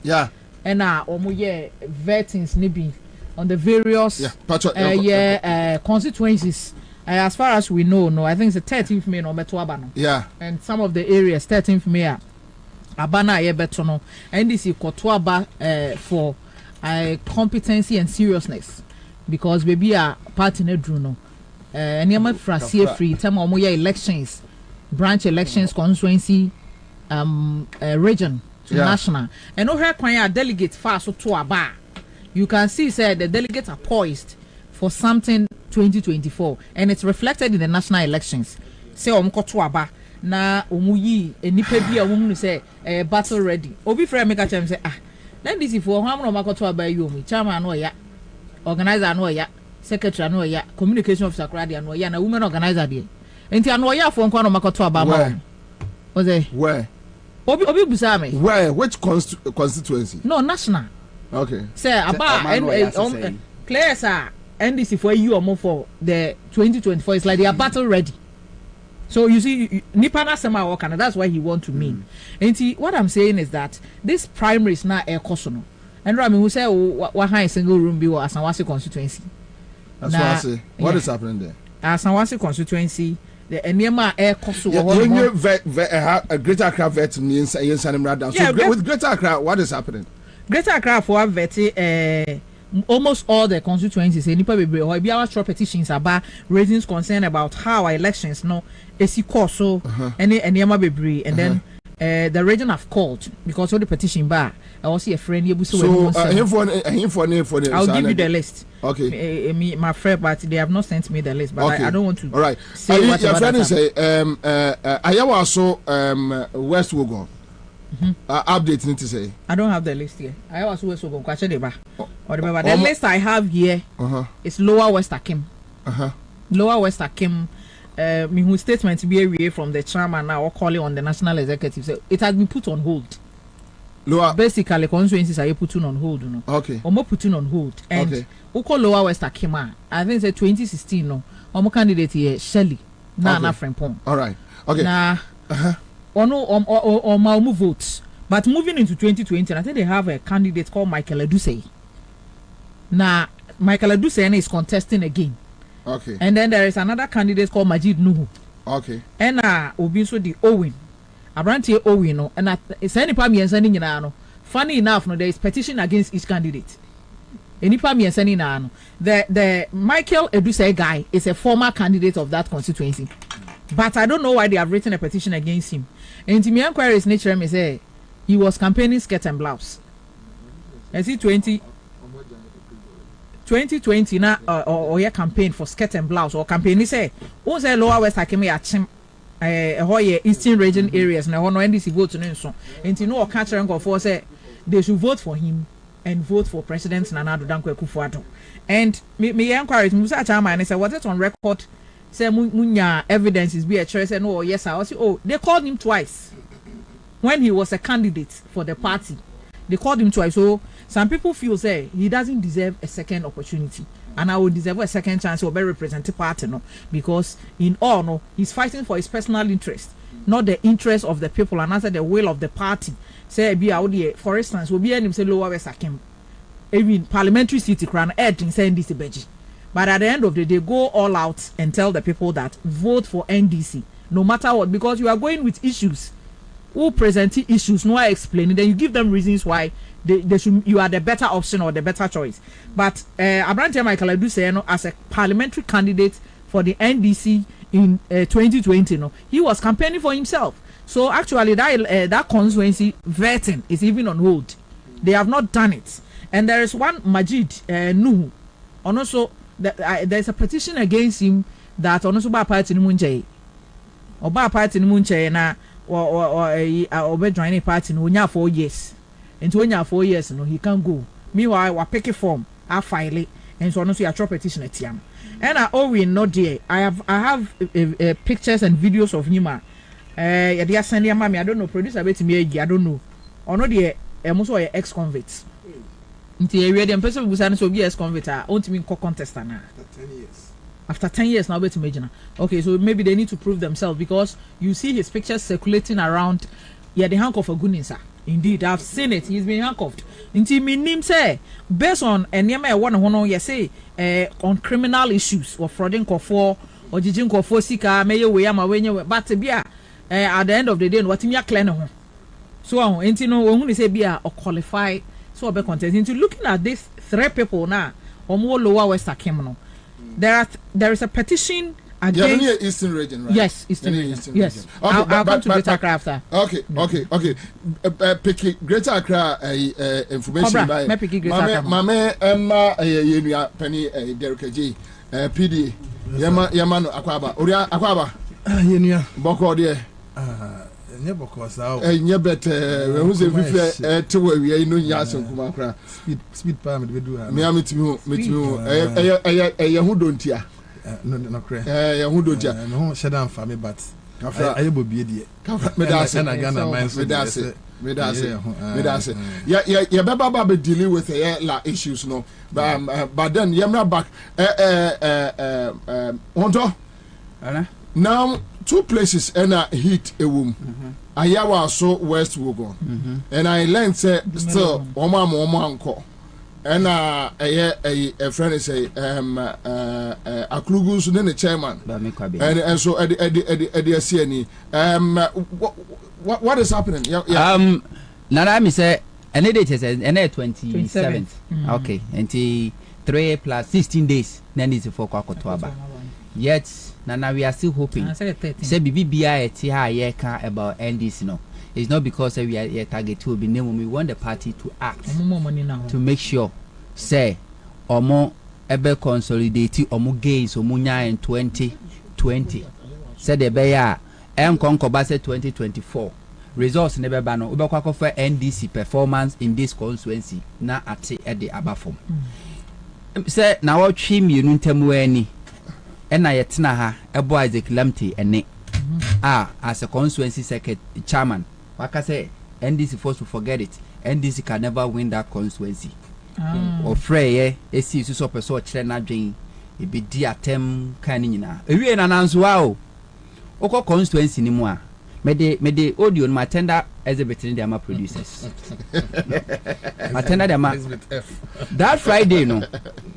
Abrantie bi our constituency no mo friend no ebi friend Kalusha, every friend Numa. Na why no so to training and to one on the dirty work and now oh to training say na yes will be a ex convict akwa dey fias ntia man contest nye na na eja kai no asamanga ono is the same thing Owen one firm is on hold. The constituency is on hold. Asamanga yes the chairman wrote a petition to make am wasane am make am akoya make na se nana make a petition our criminal records bebre akwa dey fias don't talk crofo nsase ni eche no na ebeli no okwa free France kra ba enche and to ono na adwen say no but this is so personal. I have pictures of if what I'm NDC because asem so if NDC will not allow somebody ex-convict to contest, how can that person or ex-convict? That's a mankasi issue. No, but has that guy been cleared? Maybe. Yeah, all can answer me. Clear. Send the me can answer me. Why audio Edia to NDC platform so don't make a threatening the whole constituency. Sawa winni mu a obeka as a kilometer semono. Wono obekwashi me pacho betimi abo. Party executive. Wono na as a kilometer appointing say council of elder. Council of elder to constituency. So ono na in charge of security. Council of Elders. Na me pacho the producer nana with your permission, but me exhibit no. Na yentie this mentality or no Council of Elder. Me imagine say me person me kasa o platform we issue. But me person me di assemble ko be two an. Emma obia wo domi Kwabena. Enka chama lante ho asem. Wo a woni nafa. Menka ne ho asem. About ni esi enra. Between Lantini Hunto and ne Bobie. Wa wunim se wuni Lanti and Co. A constituency moi, men can wasem. On more beer yen so P. Akasa or Todefo. Nobody should talk a war winning of a man can wasem. This time, one take it time or Domi Kwabena, a dear Febemutai. A dear AFA, a Bemutai, our Domi Kwabena. Mimi wone mu grassroots no bi mu me ka kire mu wo pen asem men ka asem between oni hunto any Bobie. Nobody should talk about him. Wo be ka ni asem na be go against you. Make sure me I will come by you. I will tackle you. Me ka kire mu one by one. Obi didi tamalante atem biom. I will Domi Kwabena. The person should be very careful. May catch them playing. Our Domi Kwabena. After I said, I'm moving say yes. But then for Domi Kwabena. After I said, I'm moving say, you conform with why our Domi Kwabena. Obindi di Chamalante Atembu. Every ne echo. And then Saturday. Every ne Saturday echo. Chamalante Assembly and Wasem. I am a Bushani. I am a bush anyone. I'm warning you people, the young, whoever from today who insult him, I'll come by you. Thank you. Council of Elder. As a claim to is any power, so a Council of Elder. Council of Elder party just a penny for say your money fee or money too full. A crack party and a and as I brought your cry chairman. Yo, and to where council. Oh, NDC more them no walker. And young people are some near account. I brought you on the taxes. I was talking about qualified money the time I or MPP. We are talking about party called NDC. Running mate, Professor Jinano Fukwajiman. What about the masters more than 12? In the PhD Bebre and in the 4 party. A man and member said you are car ben for or more party. Where a council of elder. Say party near fan say 23 crown car or moon yantokwa. Council of elders in CC. And then or no vigilante.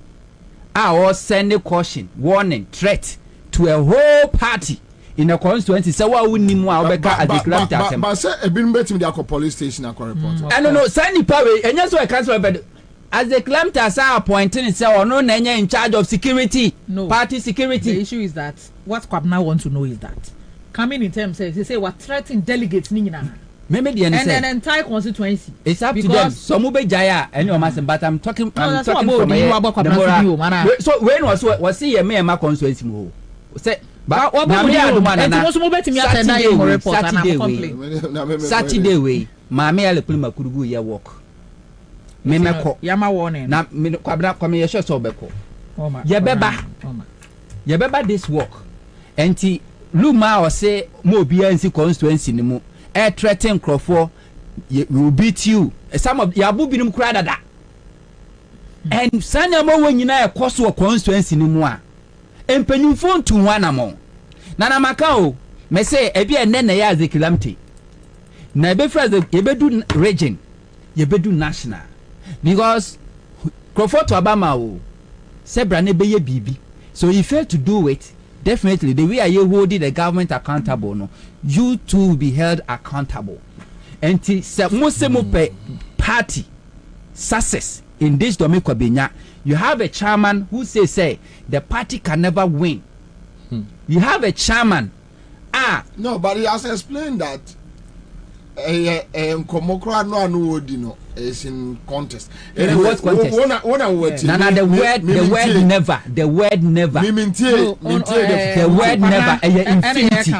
You cannot say never in any contest. WhatsApp so group chat and why audio na kwakotum. We a WhatsApp platform. And I make say WhatsApp platform maybe a constituency in WhatsApp platform. Very good. Different one. Isaac Lamte die nonko. Isaac Lamte die na different. Oh no kase the NDC can never win Kwabena. So the question is and say what's your business? And in order to ensure say NDC never wins that constituency, and all recruiting Crawford to make sure say our vision, our dream, no, say NDC never wins that constituency. Anyway, Papa more kaye. So your party ni bana umpe once more. What do? Will you continue to sacrifice for the party? No, we say chairman on it me phrasing national radio. So anyway, what to do be at him. You see, the point is, Kwabena votes in 2020 no na aya homeka, and I think say perform more money ekọ kakra bia they can do well. Bobie say no crap but instead e shada nya no pressa the entire make us and say enye Kwabena nkwa na votes ne cost. Okay, 2020 elections no baby NDC ade baby in fact places are any NDC stronghold kra no na NDC votes no echo enim emma baby I borderline no you winning. In fact the number of seats are NDC are winning to overcome the minority in which they were to now get the 137 or 137 138 no and no crown you did say because we believe we won a lot of seats no. It was a wind of change that was blowing across the country. In fact, that wind of change, should have blown Akufado if we were more course or no ankoso. Na Kwabena sem na kamesime nkebi. Na so NDC asem. Na yi na pese NDC awene. And unfortunately, this intolerance any attendee on NDC platforms it's not unique to Kwabena. Mikra na you did my attempt the pay. You did my attempt. Oh yes. Oh, threats no be bro. Now that is for me the sad thing, and I don't blame those foot soldiers, stroke campaign team members, or who didn't confront them. No, I blame those who are contesting now. Omuma nkofo edidi confront them. Omunim se a cheater for no edidi attempt. But omushe da say no omuyomini no. Omunim because some of them are on those platforms. Sebi Salamte no so platform na so yeah executive then no ababeka e wo ho on ka hwe you because end there me ho no say no then tell me di matem then oh no ya hefa Ablikuma West okay because me so obi dey abeto us me musa say then no one contest the reason I didn't contest this time is very simple. You see, every time I mobile contest no there'll be factions. Yes, after the elections we near faction only Lucy and so on a faction. Now there are problems upon problems. So I decided to decrease the number of factions that there are. That's the first thing, so that we can sail through and win the seat. That's one. Agree. Number two, NSA. Look, John Mahama will win the election and become the president of Ghana. Yes. But if he doesn't get an absolute majority in parliament now, ebe hajune. Okonya minority in parliament there, more cost we're in. Okonya 137 now. Don't forget it because MPP4 no senior NDC4 Brown Muhasia national interest na yakoto abani be they will not even allow his budget to pass. He needs about 2/3 majority to win. So I decided to opt out and help not only the constituency that's Ablikuma West, but Baby Amifi that's La Dadikotopon. Oh, okay. So I believe say if everybody former appointees and now say ministers everybody Baby Omufi because you will have at least some residual friends saying support in wherever you come from. So go and campaign for NDC in the place where you come from and where you live. That is if you are not contesting. You understand? And if all, I think most MPs, ministers and appointees are not contesting. Just a few MPs currently now are more contesting. If we can all do that, and we are able to galvanize enough seats for John Mahama, then he can govern. Then he can change this country. Then we can even change the constitution to make sure, say, Ghana, that is why I'm not contesting Ablikma West. But me can't tell Mudi Matem. Boss, hey, you see, we have had a situation where well, other constituencies just 1 minute. You see, if you win,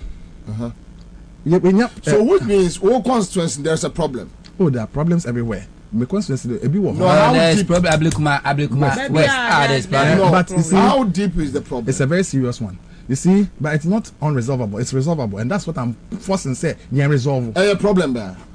Just 1 second. You see, you can win. You are changing your candidate. No. You can win the seats. Senior, you can win Ascend North, Sebi, only any parliament. So you can actually win your seat, but you'll not be in parliament. MP before me, so you want an MP and not a candidate? We want an MP, not a PC, and not an MP who will not be allowed to sit in parliament because MP before. So what is the problem there? So brief us. You see, Director of Elections for 2020 elections. Why yes, serious allegations against the PC for 2020. Okay. I'm at the end of region national for in Nimhubipa. Now, so you two are no more that's Ablikma West. Ablikma West. Okay. And the thought was that, in fact, Mustafa Bande catch and said it will be dealt with at vetting. My understanding is that it wasn't dealt with, and it's lingering. Unfortunately, and they're having to say, you see, me, I'm not supporting any candidate, and I'm not against any candidate. I'm for NDC. Anybody who will win genuinely, we must support the person. But for the life of me, say you see, election 2020, why would I support you? And I am you have evidence. Not me. I'm saying the director of TD American EU, director of elections. Allegations. Yes. And it truth allegations. So, yes. But you yourself, you haven't investigated. Or provided any evidence to back it. Allegations against your friends, president and the way. One, investigations. And I say, and yet state investigative. So the NDC as a party, should have an interest. And so for me, I was insistent, say, more and making sure, more any the executives, I'm making sure. And that's how come I found out from Mustafa Bandi say, has the thing been referred to them? Because that was this information I was getting. And it hasn't been dealt with. And so the thing is lingering. It's a few days to the time. It's not even fair for the person I had an allegation. So if it's not true now, if it's not true, he will lose the election or he may win. And if he wins, and we don't know whether it is true or not, why should I support him? Okay. Do you understand what I'm saying? Because it is like they say, if it is true, and I said the tendency say, even the criminal aspect that has to do with that allegation, the MPP, they can sacrifice one or two of their own to make sure we lose the seats. So your point is that the national and taking interest in some of the allegations that have been raised. No, because it's serious. No, the allegations are very. I don't want to repeat it on air for very good reasons. So, the allegations he's speaking about, I have a is it the same candidate out in the contest in 2019? I'm list now. Yeah, in I say Reverend Kwekuado, and another 2020 no parliamentary candidate. Okay. Yeah. So okay, it's me only chief na for. I've not said anything. Me say a telephone nipa. I deliberately didn't mention names. My West no. Omakoye vetting. And the list I have is Abednego Elom Agbasi is the number 1 on the ballot. Into the Reverend Kwekuado na. Yeah, assume say one na turn elections no. Obi allergy. Director of elections. That be from you. We have not heard from the director of elections. Hold on. No. I think be fair. You are talking from your source, and I'm also talking from my. Director of elections say. Director of elections at Ablikuma West. Yes. Says your friend. Cletus Don. Cletus. And our alleged said their 2020 piece who is the number 2 on the ballot. Okay. It means that Derek's claims he's been 5. Marianne Koko Ayeti and I've a Kobe Mensa. And Nipa for an age now. And Prince, and I said I hear all ye say the number 2 candidate is likely to win. I haven't said and that. He's not No. Please, I beg you. No, I haven't said. I don't know. No. You see, the person can win again. You didn't mention it. No. You see, I think say. No. Listen. No, I want to. Don't put words in. Okay, you have not said that. 4 people are contesting. Any one of them can win. And the person that can win. 4. So forget about who will win. Listen to me carefully. Or say. We bet me about say. So on cancer. Yes, I know. Can what's the me say? So you want me to repeat it? No. Look, what I mean. I said I withdraw. Why are you saying I didn't say that? Can person come? Man can't be made. Hold on. What he's saying is there are issues. Okay. Issues about criminal matters. I was even hoping say would not even mention names because I was hoping. No, but we have the list. No. Issues we young say so many resolve. Exactly. It's unfair to the then they have a huge task as a constituency. So the same as a man can say. So instances of allegation, if Derek wants the party to investigate her, then it will not start from Ablekuma West. Because almost all the constituencies that even NDC didn't win. No, I can't say Bobie investigating. No, what I'm saying is that I'm also raising a concern that if what he's saying is one of the issues, NDC. Okay. The analysis are all yes, even in instances where they may have a place, for instance, or make an example very clear, will be him say. Now the wind of change was blowing in 2020, which Emma and Kofu very appreciative votes. Yes. And the baby crown or Alpha Teresa won the constituency. It has been a constituency and this is winning that. Yes. But they won. Yes. And in this instance, I was saying this is for the 2024 no. MPP will also mash up their resources to make sure say seat almost are raining no. Say better me swing it and swing it. No, the wind of change is still blowing. Yes, it's blowing. But with level of vigilance. What I'm saying is that, Mami for Manusi. What I'm saying is that. In the case of say allegations because of now some of them they overlook them. They are clankophobia, go and contest, assuming say they can't win. And then in the case of Mukoko Winia and the wind of change now air blow our constituencies are only saying NDC the Kakrebi can't commit to win. They will still go back and lose those seats. Okay, so the idea is say national and formal NIC already almost started to deal with this matter. And you cannot overlook the instance of people's interest. That's unfair. Nipa na allege say former PC akwa GC no, Pacho. We got too much. And that's why the results are to election. No, because I also was going to be see you. No, and you because obi akwa election. We a serious allegation. Also director of elections according to his director of elections. Allege. And a criminal matter. Yes. Former PC. Have they written a petition to the party director of elections? Yes. Corporate 2020 election of Ablekuma Central about to impesu so ni ma me eslo usu si akan. Wokoton abano edema hwan. Tobo. Now you are pushing me to give some particulars which I was hoping to avoid. To because I was hoping to avoid. No. I was hoping to avoid. You see, as a matter of principle, I did not want to even mention anybody's name. You understand? That's the first thing. Because I expect the party having been petitioned would have worked a long time. But once I already said there's allegation, you should know who is alleging. Okay, so let's come quickly. So hold on. So it seems you guys are not getting the whole matter. The issue is that we are looking at constituencies that there are problems. Yes. Then you dealt with Dome Kwabena issue. There are some individuals we are more rabble rousers. So it by bedroom issues about people insulting their opponents on platforms and other threatening people. Then Derek came in with a Ablekuma West instance. He's also raising his concern that there are those issues happening. Then me try some finding out exactly what the problem is with Ablekuma West, because what we are trying to know is that you perceive various issues, challenges, various constituencies. We can talk about it. The national chairman, Fifikwete, whoever, through this medium, they might hear some of the things.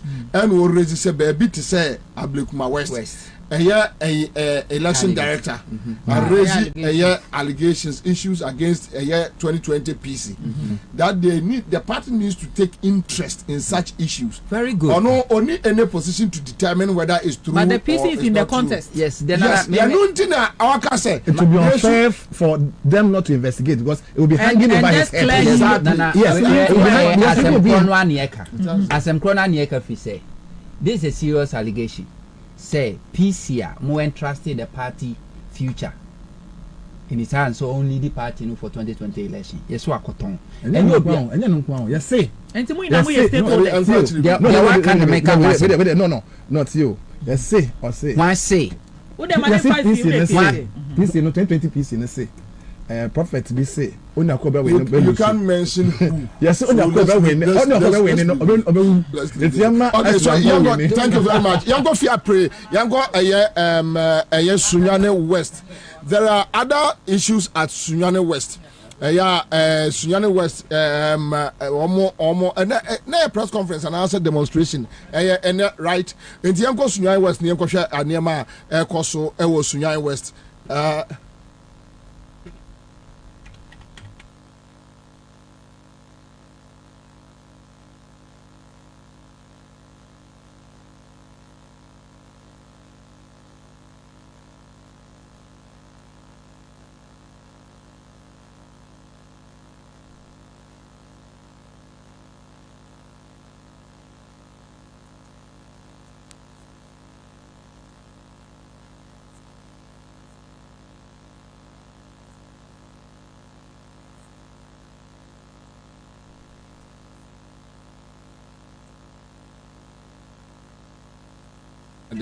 Anyway, so sad. The factions are doing a press conference. Some person will be on a post. Like you are saying, they don't want a candidate. They want to win the seat because they're possible. And to move say, any people taking interest, and any people are clear on was draw contest. Can you imagine? So I have faction like the factions you are talking about. Say you want to avoid and make sure say the party go on election on a clean seat. Yes. Now party no be at me on board because we have a creative problem. And even when you win, you still have challenges to deal with. Exactly. And you know, some of the issues are a brief fiasco. The issues of demonstrations and press conferences. And if you see the video, insults. All right. Okay, so hold on. Yanko Sunyai West, Yanko share at the cry is here Sunyai West because almost are raising similar issues about unfairness and the kikaka. So Yanko Sunyai West, Yanko share Fiapri, Hona Omo sa demonstration. So I was Sunyai West no question near Cassia Nijahua, Nayaboa.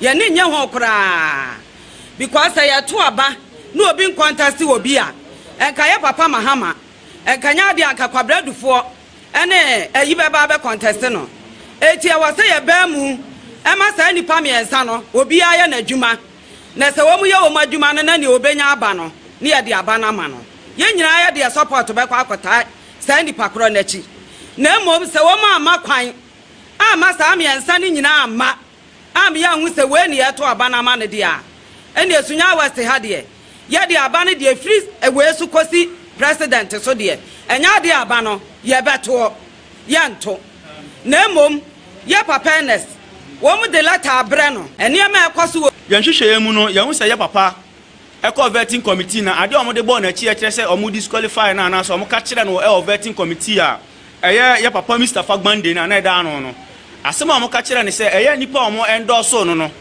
omo arrears eye dues omo de ka eno na omo bisa na ye papa etu asesika na eye 356 cities e wo ho eno na ye asema omo bisa ye papa ma na ye de etu aye eno achi no omo clear papa ka kire ne se de omo ni na wie enti obetumi akọ eye on the Jordan no ade achi bonada na omra meje ne den ne ballot number enti ye papa de anim se ono obi an de eni asem nhwehwemu a yekoye ye efa ye papa engineer Ernest Ayensu no e kire se ye papa oto naba ewo Odomase maize market Odomase branch eho ena ne din ewo NDC register mu and membership number eye D021170038 say ye vetting committee no e kire se eye engineer Ernest Ayensu dini no your friend will be green line say we do green line achi and say we ntwa 4 years e wo NDC book mu ana NDC party no na mo ye ko hwehwe ye no e wo sa odomasi maize market book no no ye hwehwe ye mu ya ne kire say ye papa atwiro ne din on the 2017 and anom 2017 ye the 4 years kan ho a say 2021 which is last year kra no NDC abeka ho a na kire say ye more than 6-7 years na kire say papa ni din e ba book no ma de say ya na 2020 and people for call or yes on the post Parliament yenya 137 yam pesa sa de no abesi and this diem na yenya 137 bi yesrese mpanfo onabo ase edunkatia national for mesa monka mom na yenyina yenka mom ba ko se afi 13 for abaye koto no obia nko na asumdwe nya den emra se omo ama Minicent honorable accountant name is Ansah yensu ankwade aba ne de ye beto skirt and blouse say emra say omo ama Minicent honorable accountant name is Ansah yensu ankwade aba ne de ye beto skirt and blouse say. Okay, so quick one. Okay, Onto. Now, Sunyai West, and you want a problem no. Matisse Aquatia so. Almost Aquatia candidate in some called on the post. Ama almost Empneo. So these are some of the. Now, one thing is say, once will be in an himself person contest the election. It's not guaranteed that that person qualifies or not. You can only be declared so qualified after betting. And the idea about what is the NDC has failed to do. And he said, Omoko vetting via the outcome, they don't publish. Or some more publishing the bay. And yes, yes, any panel or Babetna Manimunukwana will communicate it to him. Because who says any Pacrono or where Chita for or mobile. And a party Rumunaya Busiabako. And to catch and say, way, saying to one send Pata. We are.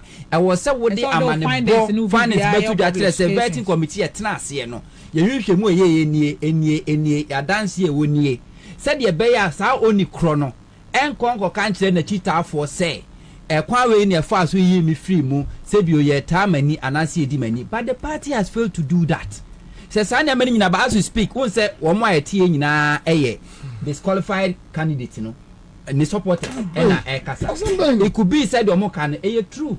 It could be said it is not true. Baby that won't crave more more vetting committee are more mona mudi reason tia marginal so disqualified no. You have to address your party people through a statement or a report and think movie na before crying pani decision beba no ano everything matro super so and so or by vetting said ye we hear my reform do call party national contest. Okay, so quick one mame and true me kan kwaya juma ketwebu akwati amra sisia Isaac into Mensa branch organizer Topreman Aquatia. Isaac Aquawa.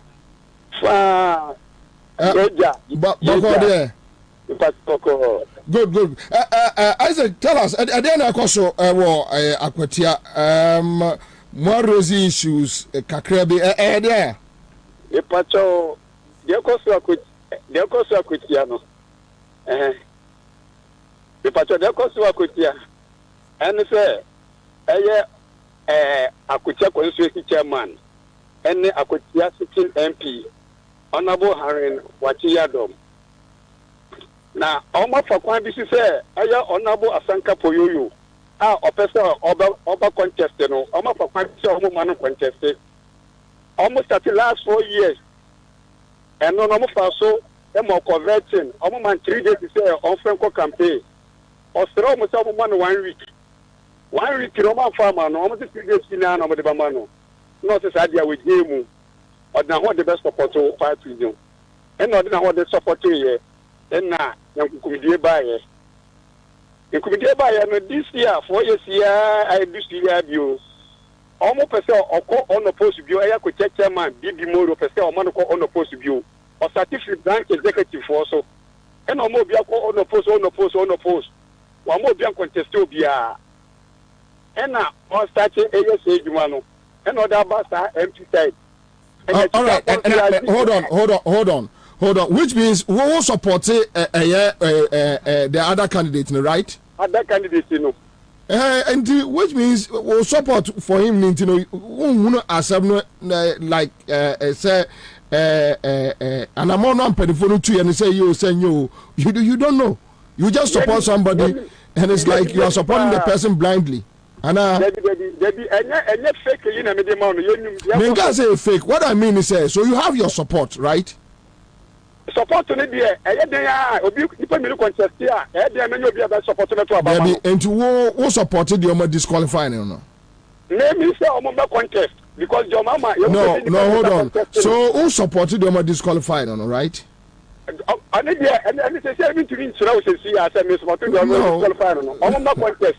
Okay, all right, what that was. And see, you know, every moon, you film last 4 years. This year, so some person will film because Obia on the vision, our deba. Obia on the vision, our deba.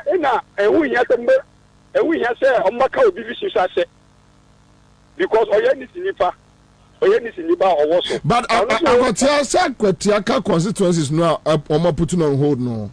Right. Akwatiaka home. But Mujiri say omu person mo ye fragada ma ba kokko no post. 100% fragada no person mo ye. 100% fragada.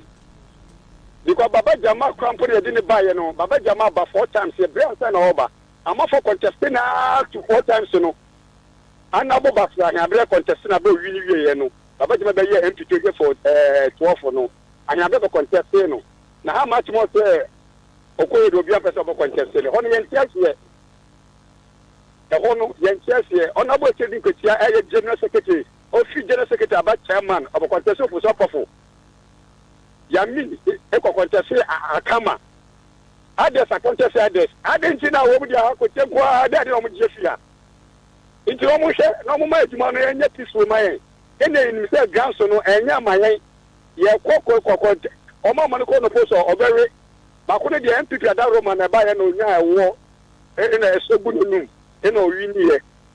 Ye the 1253 pay na tundi winu. Akwetia 4 last Baba Jama time o mubufu yo mututiano. More than 6,000 plus. It yes no o mu che grassroots no. Ye na nim grassroots de dey ko. It is so much je no mu di o mu pe.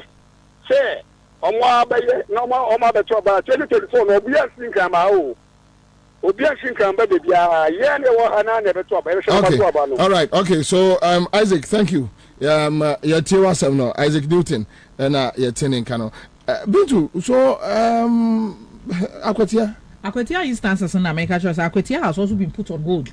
We know the history of Akwetia, where the NDC has come from, how far they have come to be able to get the Akwetia seat, and yet Jumaketuana era Baba Jama or and Onokrano because of heat and in Niema Bebre, Niema or he has now moved to East Ayawaso. I think also have a primary to East Ayawaso. Baba Jama is in East Ayawaso. Yeah, I'm fine. Yes. That's Nima. Yes, Nima. Yes. I want to remember how I can was him. But who have Kwesia dynamics now? Baby Akwetia Sentino. NDC for it me G seat no. At the time where you're Baba Jama or now Omoye Yama Dien Kodi Ama say hono. Say Kwabena betina ha be kan krea. MPP for na ye no mu say lusu seat in NDC because the ekokoswa happen when NDC from the time Baba Jama Ji Akonya no edibesi ye rabuache no metimi aga rabuache there he was like Baba Jama Ji Akonya well we need seat back he was the former MP yeah he was the former MP yes. Ansah na MPP yes and I must say and tokwa ye be contest Baba Jama ye contest no ye mani call no post and bia no ma say frase no and na eye ya na chese bufuo baaye and na o wini ye no na omo yes and ye be kokoto aba na MPP fo nso eye na ma say e de fa akonya no. So you could see the dynamics so of which that means time. They see Obama Jama time no. It's history is so which means itself. The national executive should open their eyes. And you come right. Obi fi say you went to work against Baba Jama. E kwa fast wadi two no. Sounds ni edi bibedi. Like you are saying untoka say they most of the time no they have to publish certain incidences. Yes. That's happening in constituencies now because that's not for your to Obama what written. We are constituency executive what you might saying. You go to the constituencies, people have taken position, they have taken sides. Who go constituency? The NDC will make constitution guidelines for elections, beba. clear your steady room, we are constituency chairman, I support two way, we are constituency executive, they will support. But they are doing, and nobody will take any action against anybody. And no problem. Nobody will sanction anybody. You will complain, you will report, and then they will tell you it won't go anywhere. Exactly. Until the indiscipline in the party, no, what to the extent say will be a police station crana. And can also who the guideline, who the principles. Right. Thank you. Sunya East say who follow ya. Sunya East they are having the same issue. Yeah. Sunya West. Sorry. Sunya West. Yes. Omo kasa enyansa ne etie ni nyina ye. Obi ya disqualify na chita for na e. Omo so ye omo press conference. Ni see entie su fa emu aten. Especially once yes, I'm happy with him.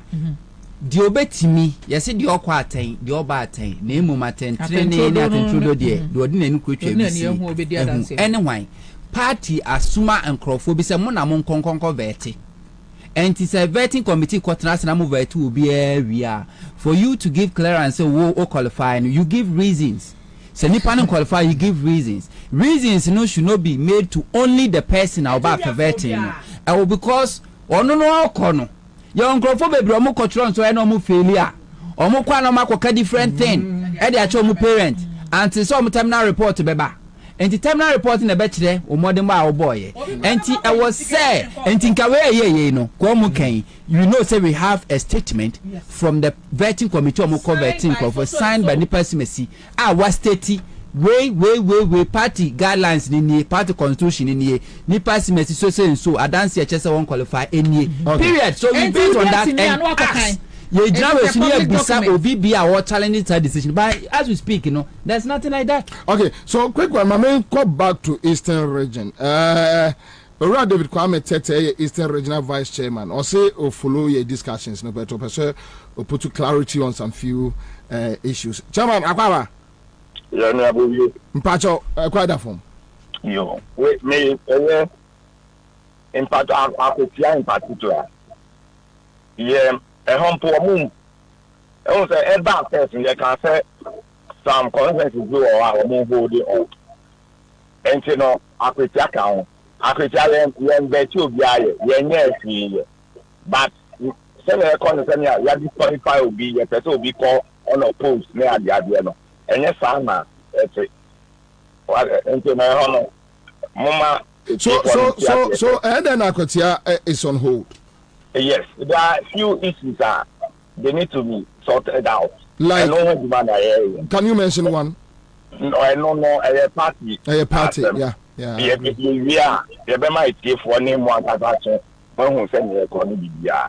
A man for fears say a beer impeding 4% mama obi. I mean, lean way now will be having a way. That is the fear. I don't know. Meaning, so your penny or when your complaints, na more dealing with it. Quite bad so. No.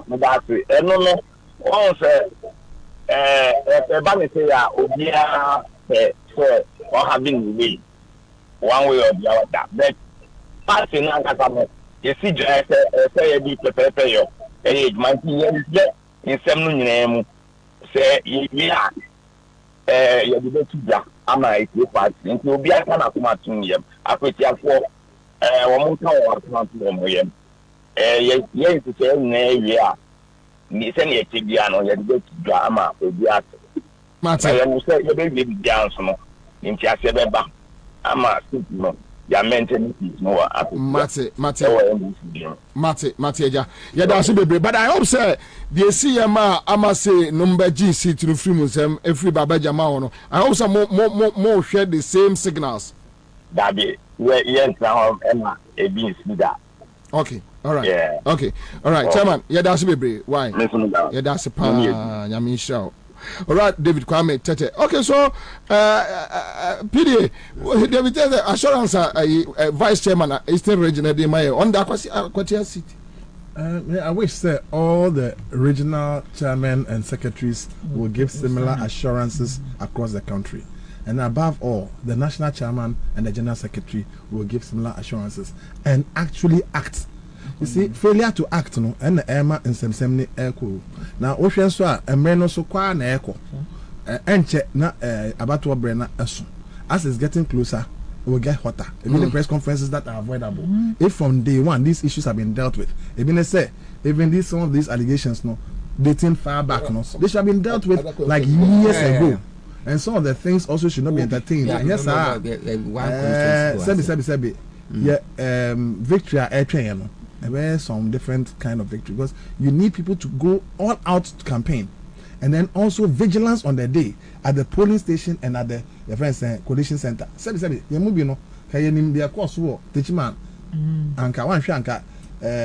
center. Let's not bedding. Was Charlie? Not just one side though. The chairman South was a cry as we speak, also so in because the candidate no call ye Christopher Bayre. As a baby, other people also come. Say no. I didn't see no. I say so call no post. Ebinu says also bar. Problem and now Ebinu said there's a friction between the regional chairman Chama UNESCO and a by our voice with a who do also counter accusations and on. But sometimes Nana you be forced to question say you be forced to question say do NDC as a party do they have leaders? Sebi will be an India was away. And then maybe more you engage. And then maybe what you engage. One MP power will be up a power. But will be a contest will feel so beti me. But when I bet matters okay, Kwabena menu, Munina do so mudia de but so you share the real city and circumstances now. Maunia will see in court. They do so. Sometimes Obu on my opera that audience care. Audience Friday and anonym Oko for 2016 election. And this follows more seats. Do you know why? Omoko primaries in Vienna. Now there was issues. Nobody engaged them. And think for the bufua memenfe and a shisha mobo and a big companies get a blouse. And this Musu majority seat. 2019 after Omoko primaries in Vienna. NDC engage all of them. Omo Mourinho no Mulusiana. And making sure say we make amends. Results near then they won majority seat. There's some microphone die and omudi from us. Until you have the record. And Manyamani na ye men am trying to chinchi vigilance. Where your mouth confirm 45 seat, 145 seat. Ma trans da ye de chinchi musa me mamo 137. Okay. Because if we say okay. Until you have a practical record that why year between 2016 and 2020. You know say the engaging a year candidate even before and after election a yielding result. So what are you waiting for?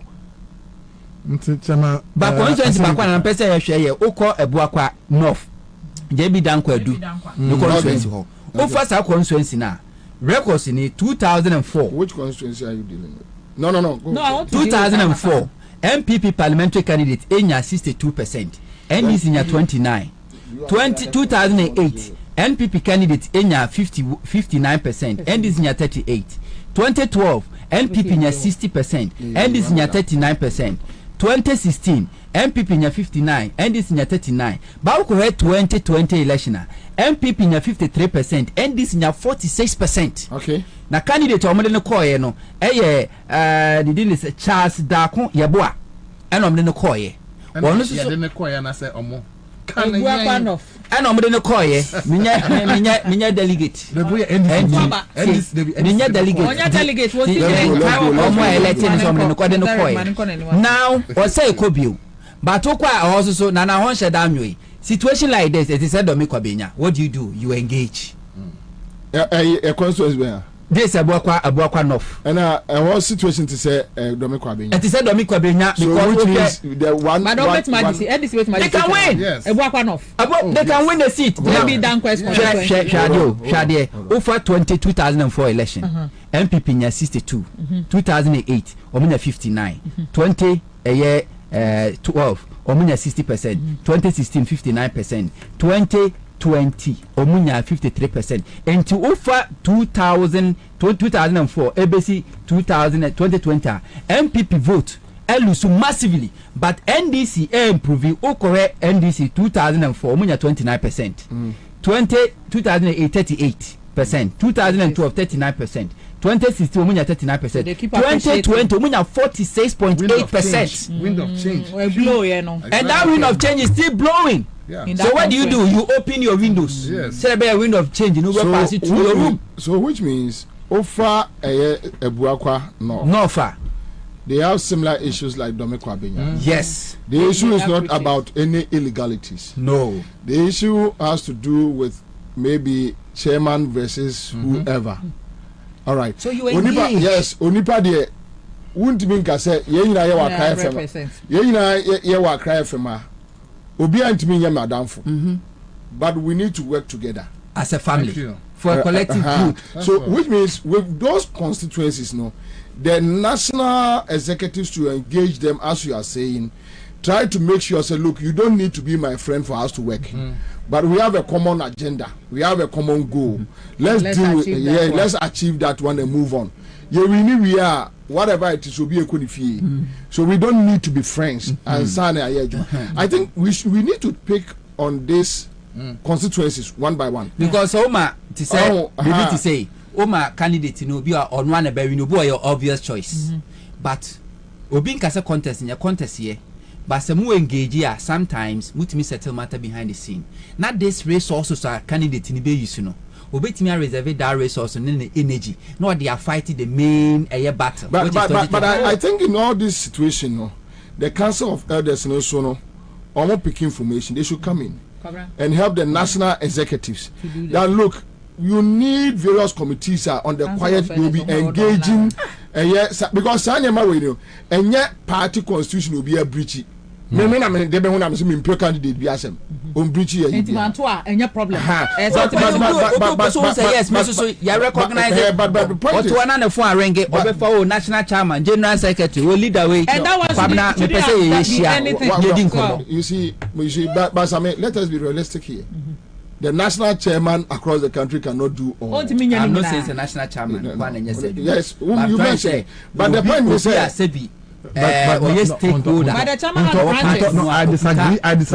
disagree with you. With Kwabena? Yes. How?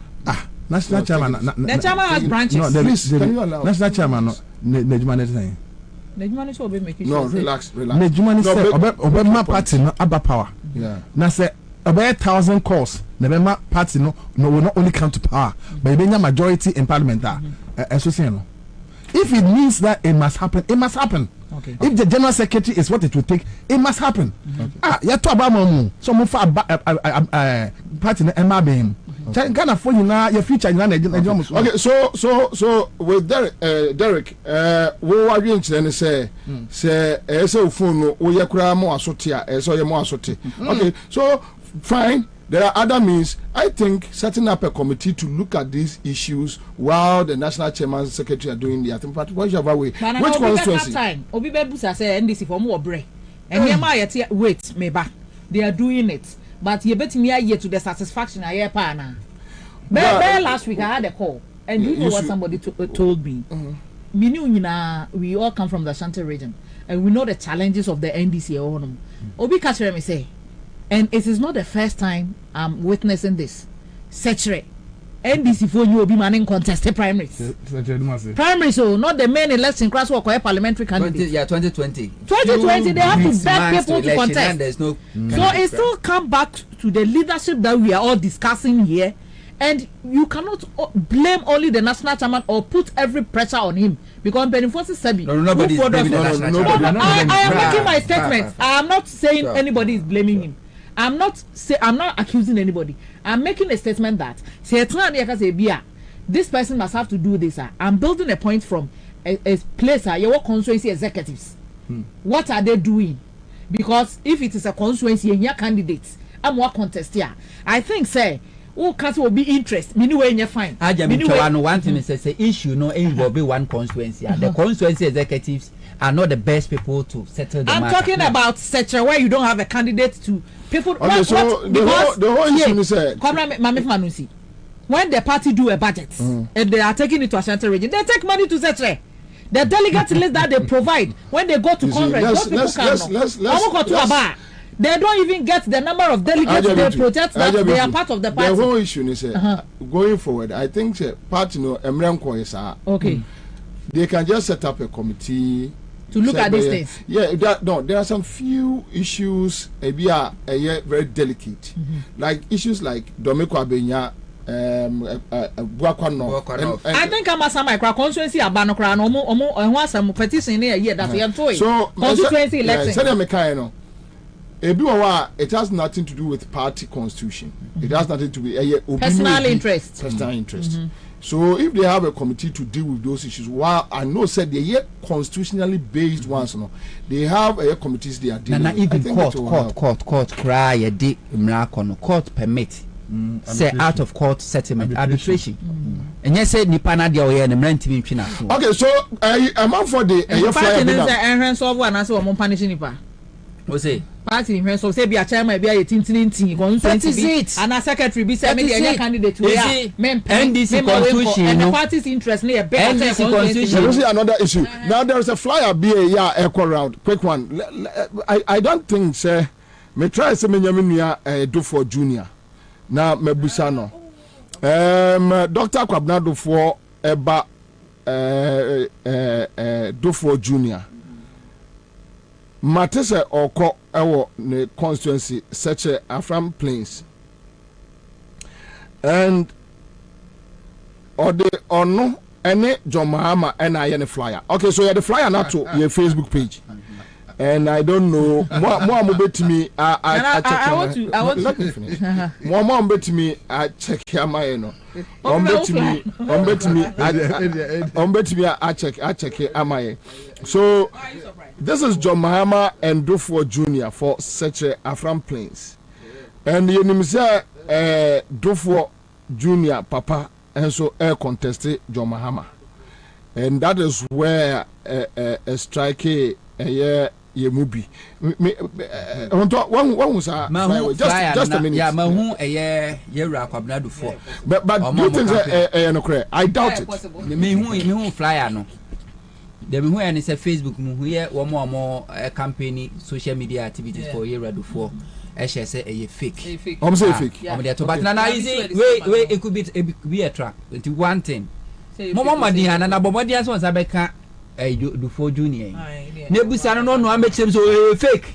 Nebio, who even bring it before junior in. No, be betting me up a was a more contest. It could be, you see, now sometimes fly and I said friends of the Mahama. Friends of the flyer. Let me a flyer.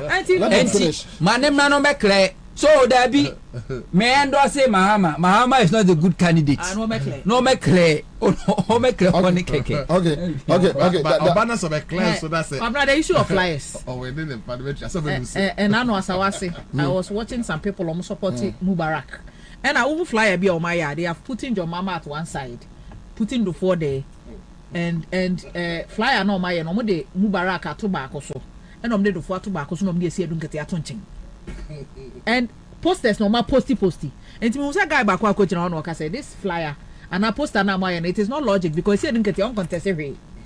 And 2 year poster now the bus now the 4 can one. Now the Mubarak who say Mutaka contested. And as I was here very hot. And he said Mubarak and so poster that's one person what you're saying. And he clearly no Mubarak and call for him who say a posters are a free Mutaka camp. And he want to tell no. And Omuja Mubarak then say Mubarak na your candidate or project into person your flyer more for Mubarak to so. Okay. In today's issue of flyers will be possible with the modern technology and influence will be able to be Fabiani again. And few days to elections. Last days dirty game. Yes, normal. Commander in chief next year. But Punya year for junior. Okay, all right. So then I have Makwame and Edward Della. They are about 3 people, and they are asking me, where is Pablo? And for me, I think I will not say it's a unnecessary. Your friend is a question, but I'm not interested because Pablo. Uncle Jina any constituency for you to talk about him. And why are they asking that question? I can't tell. So I don't have any interest to ask. If there is a problem with the party, we should ask where are the leaders of the party. Because if you want to talk about Pablo right now, It's needless, waste of time, and everything. So, almost sending me messages. You can send to Pablo inbox. Na